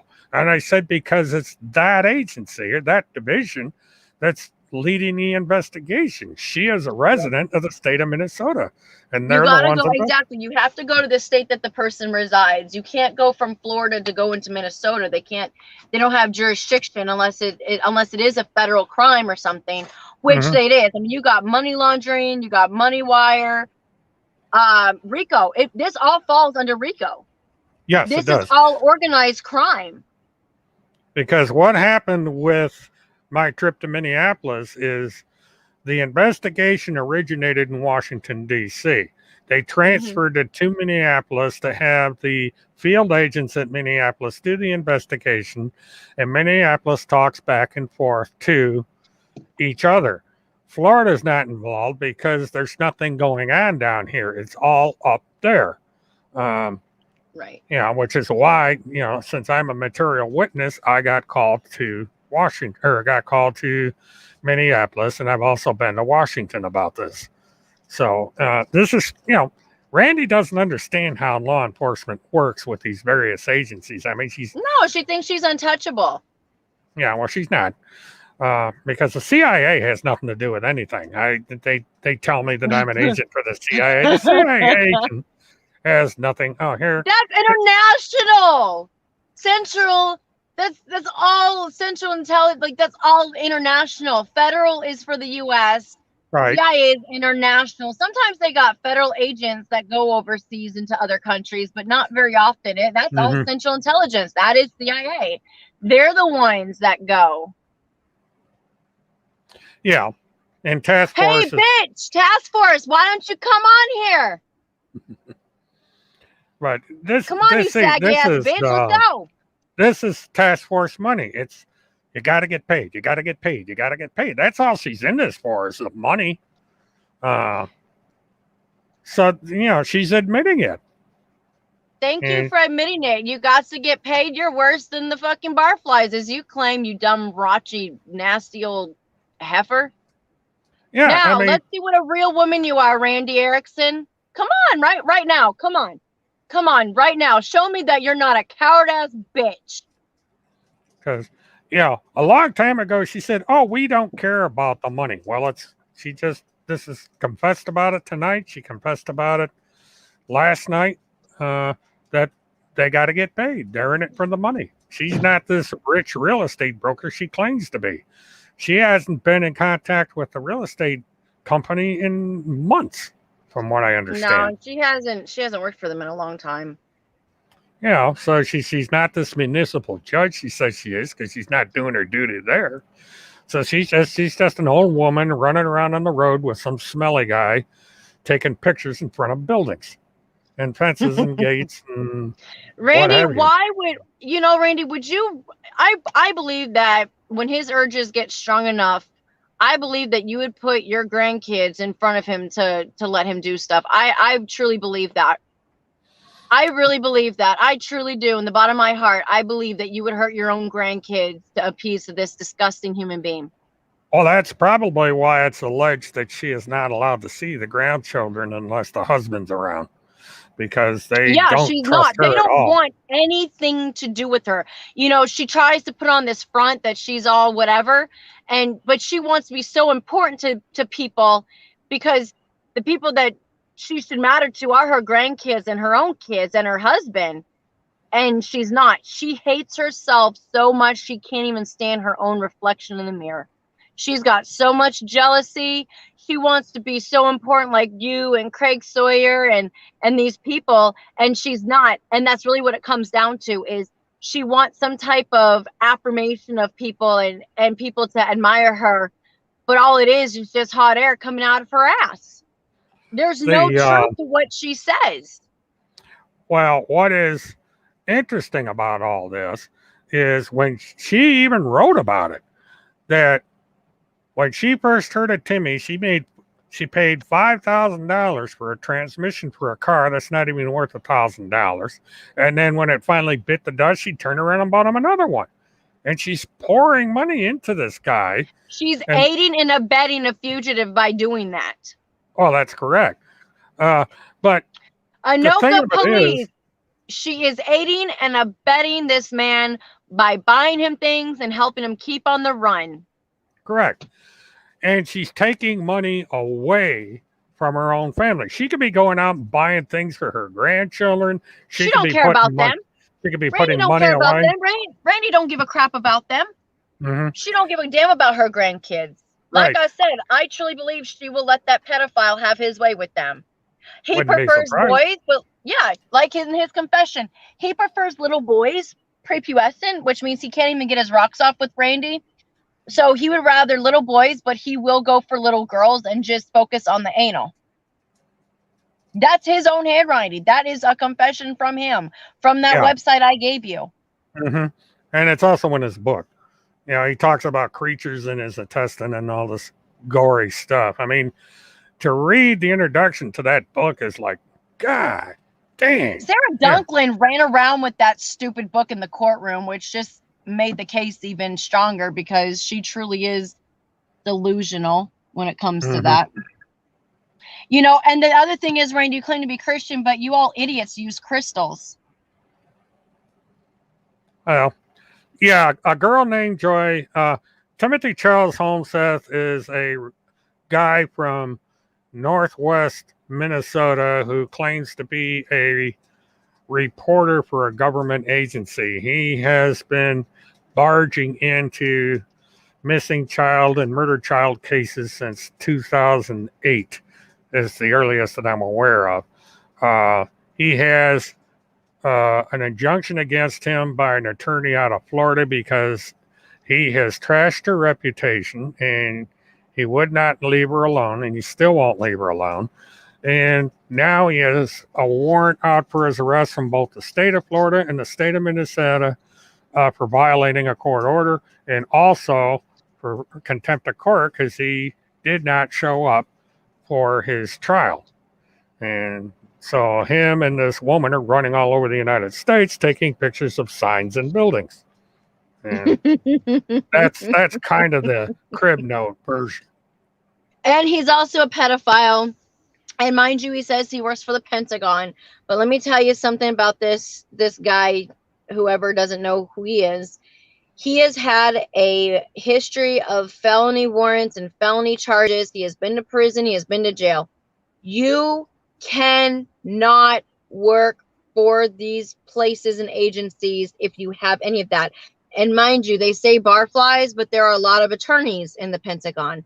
The Pentagon, I don't even know how to explain it. Craig explains it so much better than I can because I don't even know what all that's for. I just know that in order to clearance that and actually get a job there, even for a clerical clerk, like someone that just types things up, I called. You have to pass a national background check. Which the FBI does. They all do it, yes. And Timothy does not even come close to that. They will go in when you apply for even the FBI. They go to your friends, they go to your family, they go to your family's friends of friends. They find your enemies. They go into your middle school past. They go so far down. And then, believe it or not, they're going to see if you've ever been in any type of institutions. If you've been in any institutions, even as an adolescent, which they say is sealed, but I promise you, I promise you they can get those. You will not get in. I know that for a fact because my best friend's brothers are in the FBI. I know a lot of federal agents. I know a lot of them. And you have to pass that. And it's not, federal agents are not just people that go after bad guys. There's a whole slew of things that they do. Yeah, Joy, he is a black hat. He's a fraud. He goes around claiming all these things, and he's not doing any of it. He's got a history. He's hurting kids. He's hurting kids. Joy, he's hurt. He dressed his son up as a girl and put heels. And if you look at that baby's eyes, his eyes, that the glow and the spark in a child's eyes is gone. Mm-hmm.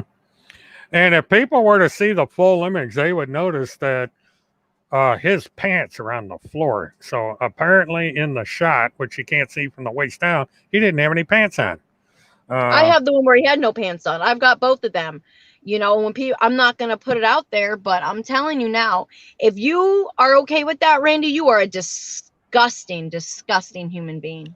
Oh, she made up an excuse about it. She says, "Oh, people do that all the time." The kid wanted to dress up. No, the fuck like... we don't. I got 2 boys and 2 girls, and not one time have I ever tried to dress my children up as the opposite sex. That would be embarrassing for the kid. I hate to be that kid in high school right now. And anybody sees that picture, they're gonna 2000. I don't know, about 10 years ago, the mom got his visitation suspended until he went through a psych eval. If that does not tell y'all something, I don't know what will. Yeah, this whole thing just baffles me, to think about it. But my anger and my cussing up a storm, I mean, I cuss like a sailor anyways, but I'm doubly over because I found out, that a while back that she was here and she approached my daughter. Yeah, that is really uncalled for. And it's dangerous behavior. So. And if you think, I spelled your name wrong. That's funny. Yeah, I'm doing this in a hurry. Ashkey. Yeah, Hey, I there's think. my new nickname, Ashki. Oh, Yeah, by the way, Mert, okay. My nickname, let's work on that a little bit, okay? Kalohe. yeah, Aloha. Okay, I guarantee you that's Hawaiian, right? It is. It means trouble in Hawaiian because I was Kalohe as I was growing up. I was always called Kalohe because I was always trouble. Okay, well, I learned something tonight. This old dog actually learned some new tricks because I'm sitting there saying, "Who the hell is that?" And I said it's Hawaiian, and I kept saying, Kalohe. Yep. Kalohe. Pumehana was actually my real name, but then my hmm, mom moved me to the mainland and now it's Ashley. So yeah. "Oh, interesting." Because Fun facts. yeah, yeah, trivia. Uh, Yeah, my birth certificate, I guess it says when she moved, I guess it says California, but I have a Hawaii social security number. hmm, interesting. So anyway, um, yeah, I'll try to get my thoughts organized here. The I just, this approaching people's kids. She did the same. Well, Timothy did it with Kim Bacasio, which is why the court order went out to begin with. Why it Yeah. wasn't bumped up to a felony level is beyond me. But I have learned getting things done in the Florida courts is a hard thing to do. And the only reason that Kim got any progress made is she's an attorney and she knows how to work the system. Anybody outside the legal system would have a hell of a time trying to do anything. And, Yeah, but I mean, even though she's an attorney, let me go and clarify that so they don't try to twist your words. Like, okay, mm-hmm, yeah, she knows how to work the system, as in she knows what hoops to jump through to get things going. She knows what to file, she knows how to right, file it, and things like that. This does not mean, so Rainey can't twist your words. This does not mean that because she's an attorney, she can use the courts to her advantage. No, that's not what this means. Let's clarify this a little bit. correct. That just means that she knows the right paperwork to file and she can do it on her own, or she can have a colleague of hers do it on to help her through it or whatever, Mm-hmm, but she's not a damn child trafficker or anything like that. I met her that one time at Sarah Dunklin's hearing when I went to Arkansas, and it's actually really funny how I even became, because I had another son. Now this is where people are going to get baffled. So they say I work for Kim Bacasio. Let me go and explain the truth here now that it's been some time and I can. I had a child that was by another man. Okay. In 2009, they used a guardianship and took advantage of the courts and took my child. I got a second chance to go back to court. My first attorney was Priscilla Copeland Neely out of Monticello. All right. That was my first attorney that I was going up against for the grandparents. All right. Because they didn't like the fact I married a black man. Okay. Then I got a second chance to reestablish my relationship with my son after some time has gone by. Well, it wasn't Priscilla Neely representing the grandparents anymore. This was not a child protective custody case either. The person that was representing the grandparents was the person I found out that was representing the father of Sarah Dunklin, Sarah Hartness. mm-hmm, Okay. And the thing is that a friend of mine contacted me because I contacted her a few weeks before all this even blew up. And I said, there's something about Sarah I don't trust her. I was like, there's some type of fraud going on. I said, stay away from her. And this was my best friend that knew Sarah. They went to the same church or something. And Sarah told her to contact me for a custody case for CPS. And what a small world, because her and I haven't been we haven't been in contact for a while.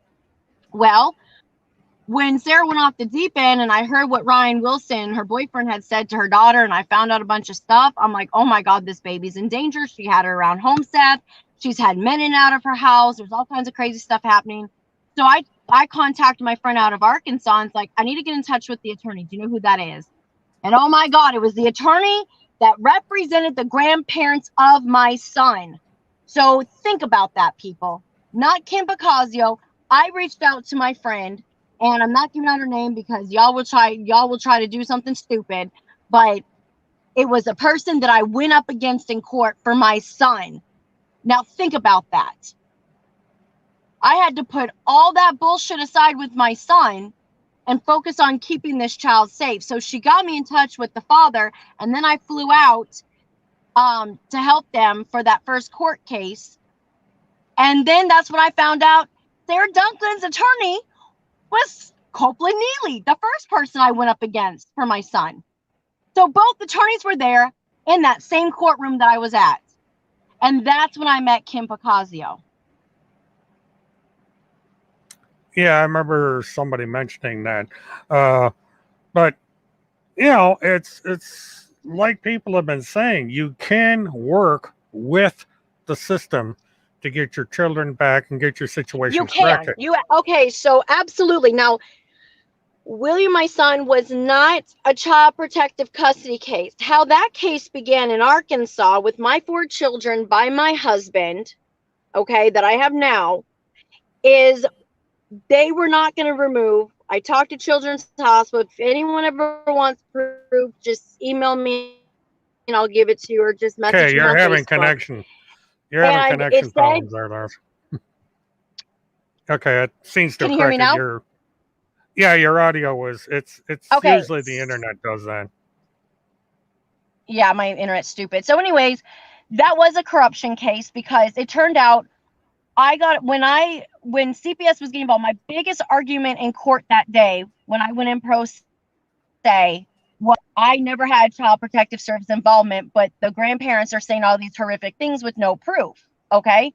Mm-hmm. So my biggest argument was I've never had child protective service involvement. I moved to Sheridan and I did not realize that that family had people that they knew and that were family members in Sheridan. All right. So first, Dumas police come out, which is 2 hours away from me, from state police, saying that my daughter's failure to thrive. They didn't remove my child. They said they had to, they're going to have to continue, but everything's fine. Then I get a call from Anita Hammond from Pine Bluff, which is only 30 minutes away. She said, take my daughter to the Children's Hospital immediately. I thought they found something that I didn't know about because I was always taking her in for constipation and her not gaining weight. She was 12 pounds and like 7-8 months old. She doubled her weight by 6 months, but she was just a really small baby. So we go to Children's and have no idea what's going on. I'm pregnant with my 5th son, trying to figure out what the hell's going on. We're 30 minutes away from Children's. Husband's going to work. No food stamps, no government assistance. We paid all our bills. We were doing good. And all of a sudden this happens. Well, all of a sudden I get a call from my ex-baby daddy. And he said, why is CPS involved? And why did they take your kids? I was like, what? Wait, what? Hold up. How the fuck did you know about this when my own family doesn't? And you're not kin to me. So there's no way that they would have called y'all for placement. And he said, my mom and their attorney told me. And I was like, wait, what? And he hung up the phone. I was like, they didn't take my kids. 2 hours later, Chelsea Smith removed my children. And like, we had to jump through hoops. We got a private attorney that was, was on, like, it was just crazy because my court date for William was December 2nd. And they removed my kids November, I think 20th or 22nd, right before Thanksgiving. Okay. Well, they're supposed to give you a court hearing 72 to no later than 72 hours for a hearing for emergency removal. Well, can you guess when my hearing was for my children and for William? It was December 2nd. No one was at my court hearing. They had already subpoenaed officers for the hearing at Monticello to try to bury me. And then I finally talked to Ryan. I was like, how did you find out about this? He said, I can't tell you. So I let it go. I jumped through the hoops. I got my kids back. 2 of my kids were molested in care. They did nothing about it out of the Dana's house. They were saying, oh, you're doing good. You're going to get your kids back. My husband and I had to pay for everything out of pocket because they weren't following procedures. They kept trying to sabotage my case. And then one of the biggest things was they made me go through a psych eval. And it said there was nothing wrong with me, but it said exactly this. Ms. Brown would benefit from a more permanent birth control. So they made me tie my tubes as a prerequisite in getting my youngest daughter back. Yes, you heard that correctly. So I got my tubes tied. I adopted out my last child because it was, I personally, I don't believe in abortion. So I gave him up for adoption, which is the best decision. And I got my kids back. Well, 2 years later, we found out. I asked Ryan 2 years later how he found out. And he said it was a cousin of his dad's that told him my children were removed. So when my children were removed, we did some digging, and it turned out that Christine Dockery was the supervisor, and Christine Dockery was the cousin that removed my children. Wow. You've had a busy time there. And this is just one of the problems with the system that needs to be ironed out. So we got her fired. I got her divorced. I got her fired. I got Chelsea Smith fired. I got her divorced. I got her ass busted in prison because I set her husband up. They call him Lack, or Clarence Smith.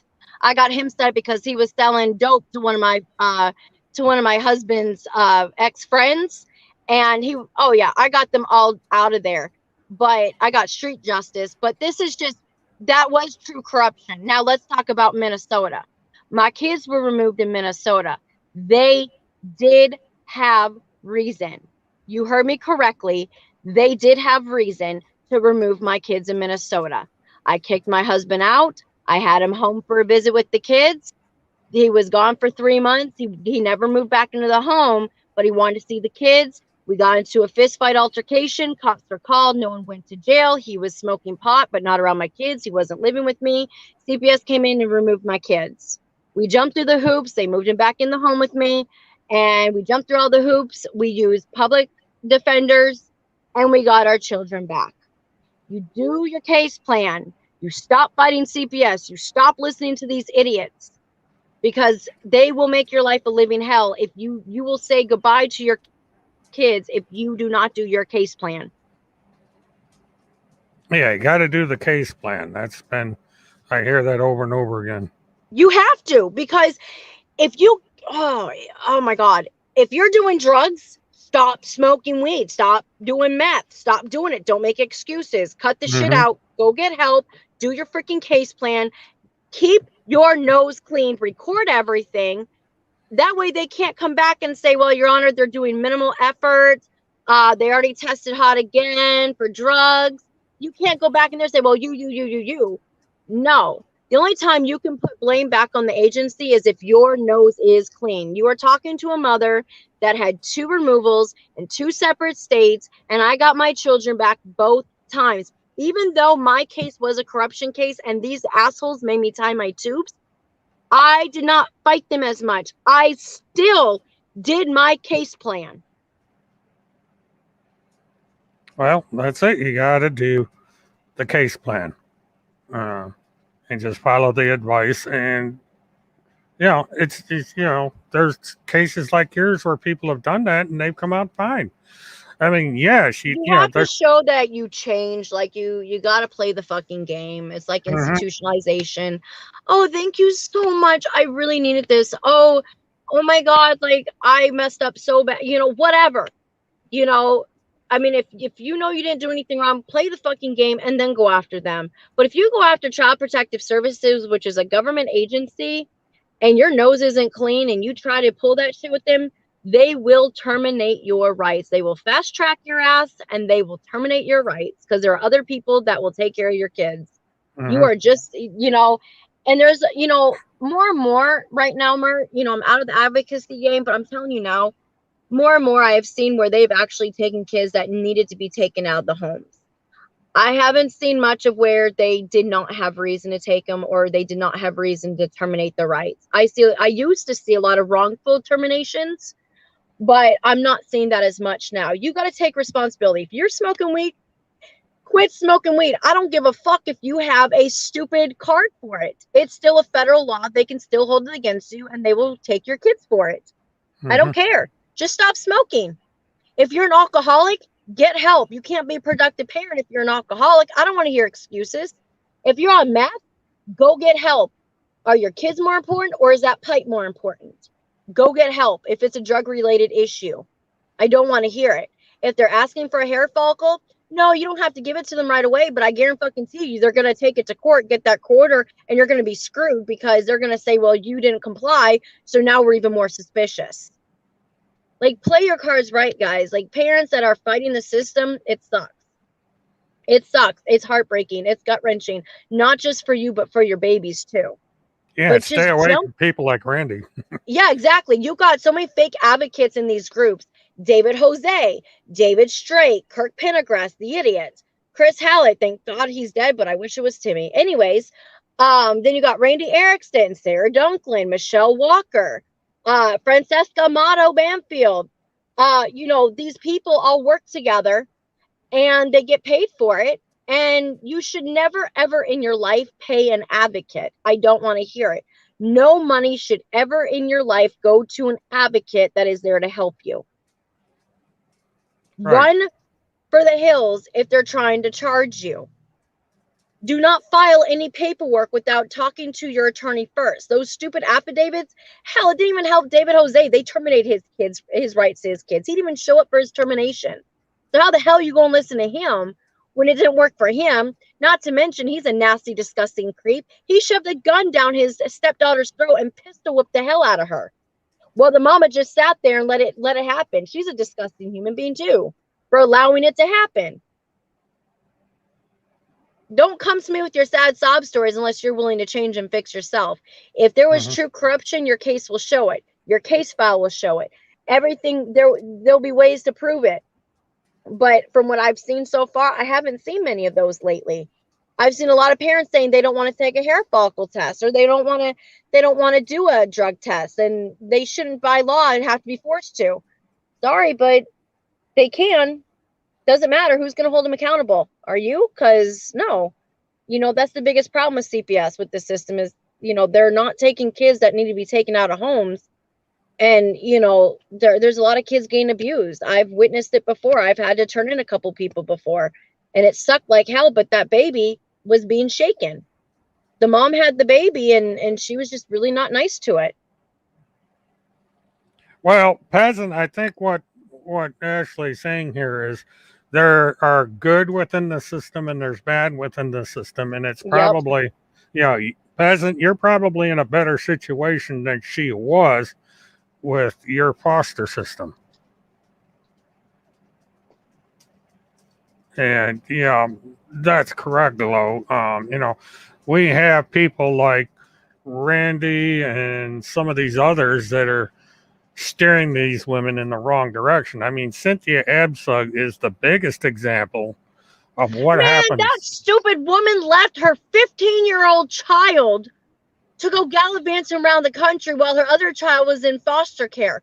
Who does that? Yeah, she, I don't really feel sorry for Absug. I mean, she should have known. After I found out she left the state, yeah, you got yourself in that mess. And you can thank Sarah Dunklin, and you can thank Timothy Holmseth, and you can thank the rest of them because you wanted to be a stupid QAnon follower.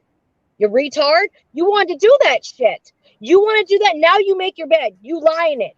You left a 15-year-old child by their cells while you went running around. They're not 18 yet. You left your son hanging in a foster care system. Why would you do that? You never, ever, ever leave the state that you are in when you have an open case, and you sure as hell do not abandon the other child. No, you don't. Yeah, that's all going to play against her when the trial comes up. Good. And for any of you that try to stand up for her, saying, well, she should get lost, like, fuck you. I don't even want to hear. Don't even try to argue with me. You will not win that argument with me. You will not win. You leaving a child behind to go gallivanting around? What? For what reason? For what? For what? You don't ever leave your child alone like that. You don't ever leave your child hanging in the foster care system while you run around with these people. At one point, I felt she was a victim. At one point, until I talked to Danielle Estelle. And that's when Danielle said she's been lying to everybody because she was there with Danielle. And while Cindy's on the James White show, she didn't say nothing about it. I would have been telling everybody, and Danielle was with me, and this is what happened. She didn't say nothing about it. She just wanted the attention, in my opinion. I could be wrong, but that's my opinion. Well, she wanted the attention because she was being interviewed by Northwest News or whatever that thing was out there in Montana. That guy's special. That guy needs some serious help. Well, he needs help. But the thing of it is he even said, wow, there's something wrong here, because he did a 3-part series about her shenanigans. But it was the daughter the 15-year-old that turned her in. Good for her. Good for her and her And- courage. And anybody that tries to switch my words around, good luck. I am glad that daughter had enough courage to go tell somebody to get help, because you should not ever in your life abandon your child in the foster care DHS system if you truly love your kids. And you should not ever abandon your other child that is still with you. You should fight like hell to keep that child with you while fighting for the other child. You don't love your children enough if you're going to do that, and you're just gallivanting around, from state to state to state with people you don't even know who the hell they are. Yeah, I mean, Cynthia Absug did everything wrong. And, why the companion, good night, Macy, thanks for coming in. Why that med student or whatever the hell he was didn't get some sense into her is something that I don't understand. Because he was under that spell too. They almost screwed him out of college again. Sarah never filed the paperwork for him, none of it. And see, this is the thing. She had these dangerous people around her daughter too. Yeah. That's what the daughter said. That's the thing, Ryan Wilson in himself was dangerous, but I mean, just having random people at your house with your kid there, but then yet it's just, that poor baby, and Cindy's poor kids. Like my heart goes out to him. I don't give a damn about her. I give a damn about those kids.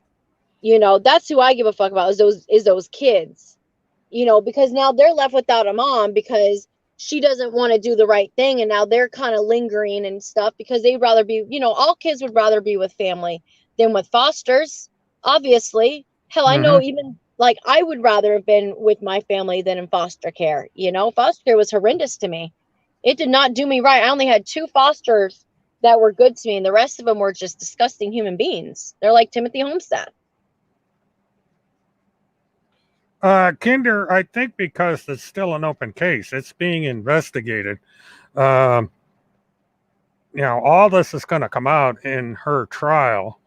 And once Cindy's trial is over with, then they're going to start going after these other people because they'll use the discovery and testimony in the Absug case to go after the other people. That's what they're waiting on. That's what I think is going to happen too. I really believe that's going to happen because it's a felony offense to claim that you're working for any type of government agency when you're not. The wire transfers, the claiming to be part of the Pentagon for any kind of financial gain, practicing law without a license, telling parents to run. The reason why Cindy listened is they told Cindy the same thing they told me and other parents. The military, we're in cahoots with Trump and they're going to come in and save you. The military will come in and save you. That's what they're telling. That's exactly what they tried telling me. That's exactly what Sarah told her. That's what David Straight told her. She was talking to David Straight and Sarah Dunklin. He's been awfully quiet, but I promise you he's not off the hook. Don't think that we forgot about him because we didn't. Now, the feds haven't thought about or forgotten about any of them. They're just biding their time. They're waiting for this case to go through the court, and then they're going to start throwing the subpoenas out and the arrest warrants. Let me tell you all something, because everyone thinks that, they should do something now. If you know federal agents at all, the feds are going to want it to be an airtight case. They're putting that much. Some investigations can take up to 10 years before arrests are made because they want it so airtight that they don't have any wiggle room because they want to be the one, they want to be able to be in control and they don't want them getting off the hook. Right. That's how the feds roll. That's exactly how they do their cases. If they go after them now, there's enough room for them to get off with, get off the charges. So they have to make sure that everything is airtight, just like with David Jose. Shit. Trust and believe. I mean, they already paid him and Francesca Amato a visit. Yeah, they're working their way through because it's a pretty complicated situation. They got so many defendants and so many criminal actions. They just got to, weed everything out and organize how they're going to do everything. So Ashley did not. No, I didn't take their advice. And yes, they're going after moms and dads that are vulnerable. And it's not just if they get money for the sovereign citizen advice. They were using me to get parents on the Phil McConnell show. And then they were getting donation from Phil McConnell's followers at that time. And then when Phil went to jail, Kirk and Chris Hallett took over that show and started getting money from it. And then that's when Sarah said that they were fired because they were frauding people. And I'll get that screenshot to you, Mert, if I haven't already. You can post that whenever you have time. But, you know, and then that's when Sarah told me the stuff about Randy and everybody else, that they believe that, you know, none of the, you know, it's just a bunch of garbage. There is no Pentagon pedophile task force. They don't work for these people.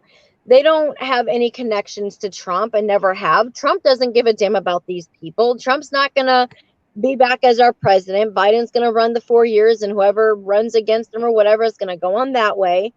You know, like they've been saying that I'm going to be locked up. I'm human trafficking. They called the cops. The feds are coming after me. Then they say I work for the feds. Then they say I work for the bar. Then I don't work for the bar. You know, they say Mert's trafficker, pedophile. Then they say that Mert works for the feds. You know, did Sarah Dunkley? Yes, she had Holmseth's book in court and was running around with it like an idiot. I found out from one of my friends in the area that she lost her shit. She was smoking bath salt. I was told by Danielle Stell, who witnessed her smoking bath salt. Why didn't Cindy Abseg mention that on the James White show? Oh, that's right. James was supposed to take over for after Chris and Pendergrass supposedly got fired. It was supposed to be James White that took over the show. That's why. But yeah, she was smoking bath salts and she went off her rocker. She lost her job. She basically lost everything. She was telling her daughter all kinds of crazy stuff, you know. I'm hoping that Sarah gets the help that she needs. I pray she does, because I believe in my heart at one point she was a good person and her heart was in the right spot. But now it's like, you know, you used me and you tried to manipulate me and you wanted to use me to exploit these families. And that's not going to happen. Not on my book, not on my watch. And for the families that I did exploit without knowing, I'm still going to be getting justice for you. Trust and believe that. You know, that's why I'm so gun-holed on this. Sarah Dunklin was like my best friend. Randi Erickson, did you hear that? Yeah, Sarah Dunklin talked mad shit about you and the rest of them. The only one she didn't talk mad shit about was Field and Holmseth, because she really felt that Holmseth was a good man, but you were the problem. Take that in, bitch. Okay, I was just what I was trying to get across to people is I'd intended to cut the show off just before you came in. Sorry. When you decide, well, no, but when you came on, I know that you had a story to tell, and I allowed you to go ahead and do it. And, you know, people are free to draw whatever conclusions they have about what you said in your attitude and so forth. Now, I am, you know, the show is going to be cut off in about 15 minutes because I went an hour over. But I try to give people a platform to say what they want to say. You know, right now we're only a show with about 15 people in it, so it's not like, you know, I'm tying up 100 people or so with this. But, you know, Ashley has a lot of insight as to how people like Randi operate. And so this gives her an opportunity to get in on a different form, and then people can decide for themselves what she has to say. And if you don't like the cussing, sorry, but let someone like this come to your kids. Let this be you in my position with someone coming like this to your kids. Because if you only knew, if you go to my Facebook page, you'll see all the evidence there. It's a RICO. It's under RICO law. Like these people are organized criminals is what it's organized. It's not just random acts. These are organized people. It's organized crime. They're part of QAnon. QAnon is organized crime. It's a terrorist group. It's organized. Yeah. Yes, he did. Yes, he did. We talked to Danielle about this. I think you were on the phone that day when we Yes. did the three-way, because they were plotting to kill her because of the fact that they wanted her gone because they thought she was harboring the money and that she was controlling everything. Yes, they did. Yeah, because I remember that, but I figured I'd display it up there so you could answer it. But yeah, there's been several sources that have said that she was in danger because of these people. They But took a vial of her blood. They were talking to some crystal, and she said that Holmseth, Pendergrass, and everyone was there at Phil McConnell's house in Wisconsin because she was there with them. And they were talking to some type of medallion looking thing, and they would ask it questions, and it was like the Archangel Michael, I believe, and it was spinning around in different directions, giving them answers and stuff. This is a cult that you are dealing with. yeah, Look up, I mean, this is not something that are just, oh, peddly, whatever. No, I can tell you the most dangerous ones would be Sarah Dunklin, Ryan Wilson. I know those are the two most dangerous ones, especially Ryan Wilson. Randi, not so much. She's all talk, but she's got followers that are crazy as hell. So yes, but maybe she might. I mean, she's crazy to think that she's going to talk and be around my kids. That's for damn sure. But as far as being able to do anything to me, no. She ain't got. No. She's too much of a coward to try anything with me face to face. She won't face me.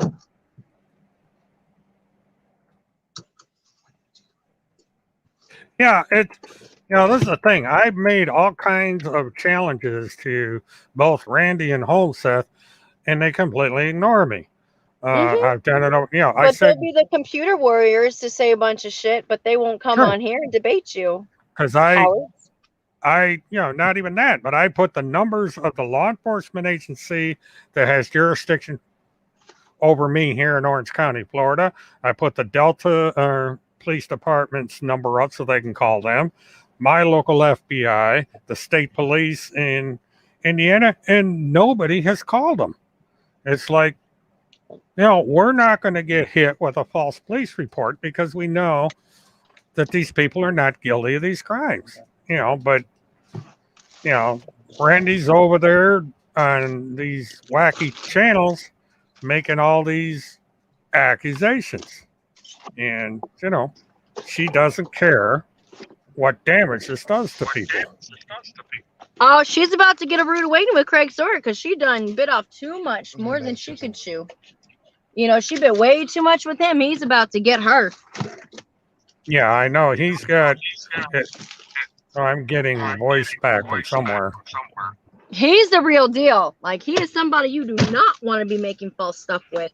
But see, it's because A, she's jealous, and B, she doesn't want her pedophile to get caught up in it either. I believe that she's trafficking kids to Holmseth. I believe that they're bringing kids over, like they're finding people to bring kids over to him. They're all sick. Birds with the feather flock together. Well, they're all working together.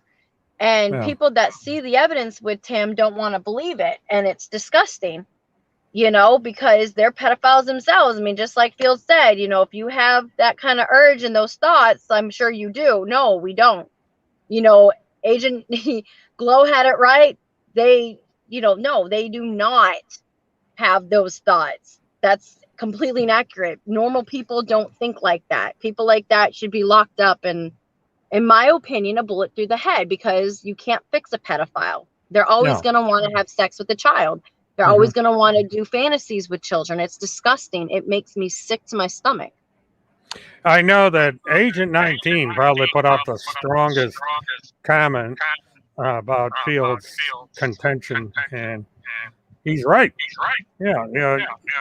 I don't know why Field made a statement like that. He just can't control himself, apparently. Which makes him even more of a danger to himself and others. Correct. For some reason, I'm getting feedback. I'm hearing myself, and I don't know where that's coming from. Are you on speaker or something? No, I'm not. It's just on the. Let me see. Hold on. Let me try something. I got an idea that might work. Because it happened with Levi, too. She's got a hard on for Levi, man, because of his baby face. All right, what about now? Okay. Yeah, that cured the problem. Okay. What I'm going to do is it's about 10 minutes of the hour. I'm going to go ahead and close the broadcast out. And Ashley, I do appreciate you coming in. You're welcome to come in here again sometime, and we'll delve into the situation that you went through, and also the insight that you have with Randi, Kirk, and all these other bozos. Because Lock as we, them up. Lock them up. Lock them up. yes, indeedy, let's lock them all up. Throw away the key, and eventually it's going to happen. So, oh yeah, they made so many enemies, But for all you that have an issue with my cussing, I'm sorry, but I'm telling you, I already cuss like a sailor for the most part. Y'all who know me know that I cuss, okay? But the thing is that she went to my child, and she had to have been looking for my child to know that my child was at the park. mm-hmm. That's what you can do whatever you want to me, but do not ever in your life go to my children, because that is an execution waiting to happen. And yes, you all heard me correctly. That is an execution waiting to happen, because I will whoop that ass, and I will live stream it for everybody. Yes, the show is recorded. It'll be up on YouTube, so you can watch it at any time, Jenny. But, you don't go after people's children. If you have an issue with the people, you go to the people directly. You don't go to your children. This happened with the Kentucky case that I covered. The guy was going after the woman's grandmother, her grandchild, and she blew up. And the funny thing about that was the woman was Michelle McGee was the woman that was attacking me. And I got in there and I told the guy, I said, leave the grandchildren out of this. They do not belong in these debates. And it kind of turned things around a little bit. But, it's a philosophy I have. No children of anyone should be in these debates. You don't go after the kids. They have nothing to do with it. I mean, that's like with Fran. I don't like Fran, but I will not exploit her child. I will not go to her child. I will not message her child. She did that with Robert Slavin. She messaged his daughter, who's a minor, and was posting the screenshots on Facebook. Mm-hmm. Like who went to the park? Randi Erickson went to the park and talked. My daughter came to me and said, when something happened, I was like, what? And she said, a really creepy woman came to talk to me. And I just got a really weird gut feeling. So I looked at my phone, I showed her a picture, and she said, that's her. And it was Randi Erickson. She freaking approached my daughter. Aw, that puppy. Yeah, that's Amber. She's a 7-year-old puppy. Aw, my doggy's name is Randi. My puppy, her name's Randi. Yeah, mine is Amber. She used kind of a yellow dog. She's a long-haired dachshund mix. So dog's a trip, but she came out to say hi. So, all right, folks. Well, I'm going to close things down again. Ashley, thanks for coming into the show. I will let everybody know when I'm going to be back on again. It'll be sometime. I'm not going to be doing these things every day. I'll be doing my recorded stuff every day, but I'm starting to get the hang of the software a little better. But, stay tuned. Be sure to like, subscribe, share the webcast, and stay tuned because we're getting into trial season. Now, I will give an update tomorrow if anything of any substance comes out of the Neely Blanchard hearing. That's going to be interesting. Yeah, it definitely They is. are so tight-lipped on that. Like, they're not letting... I know with them having that computer of Chris's, oh my God. Yeah, there's, I'm getting tricklings out of the sheriff's department up there that I really can't discuss right now, but Yeah, it don't. would appear that we're going to have some interesting things develop with that case as the months go It's by. gonna be nice. So, there's supposed to be some more discovery coming out in the next couple of days, and I'll be checking on that to see what's going on. And I'm also going to be keeping an eye on Field McConnell because the first week of July, he's having a pretrial conference, and then the jury selection is going to be shortly after that. And with COVID, Oh, is Chris or is Kirk Pendergrass gonna be his attorney? oh, that would be a trip. But no, he's got a barfly as his attorney. So, poor Randi, she has to put up with Field McConnell having a barfly represent him. And from the same county is Kim Picazio. And Yep. apparently Kim knows the lawyer. She, because they, it's kind of like a club. Everybody knows each other down there. Well, yeah, But- that's anywhere you go. Like all attorneys in different areas know each other. I mean, the attorneys in Duluth know the attorneys in Minneapolis, the attorneys in Malvern, Arkansas know the attorneys way down into, Fayetteville, Arkansas. Like they all know each other or heard of each other. That's just kind of how it is. Yeah.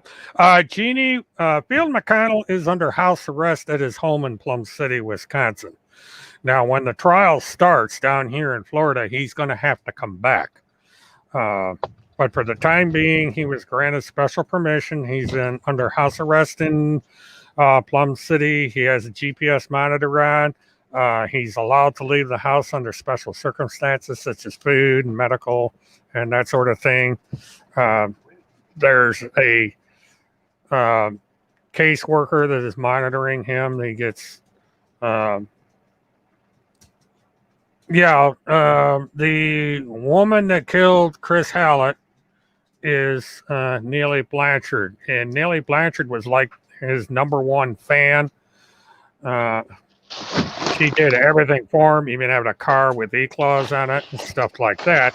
So, so that trial's coming up, and there's some interesting developments along that. There is a rumor that Timothy Holmseth and other people actually convinced Neely that Chris was working against her and actively trying to keep her children from being. No, she given said that back they to were her. trafficked. No, they said that she thinks that they were trafficking her children. Like I've been saying, I believe they were trafficked. I believe that not her children, but I believe that these people were taking mothers that already had their children to bring to Timothy and whoever else of the pedophile gang. I truly believe that. Don't have proof of it, but I believe it. Yeah, well, they're both are actually out there because the information that I got recently is that Timothy and possibly Randi incited her by saying all these things about Chris Hallett, and it got her mad at him because they wanted Chris Hallett out of the way. But I'm going to leave it at that, folks. I'm going to go ahead and sign off.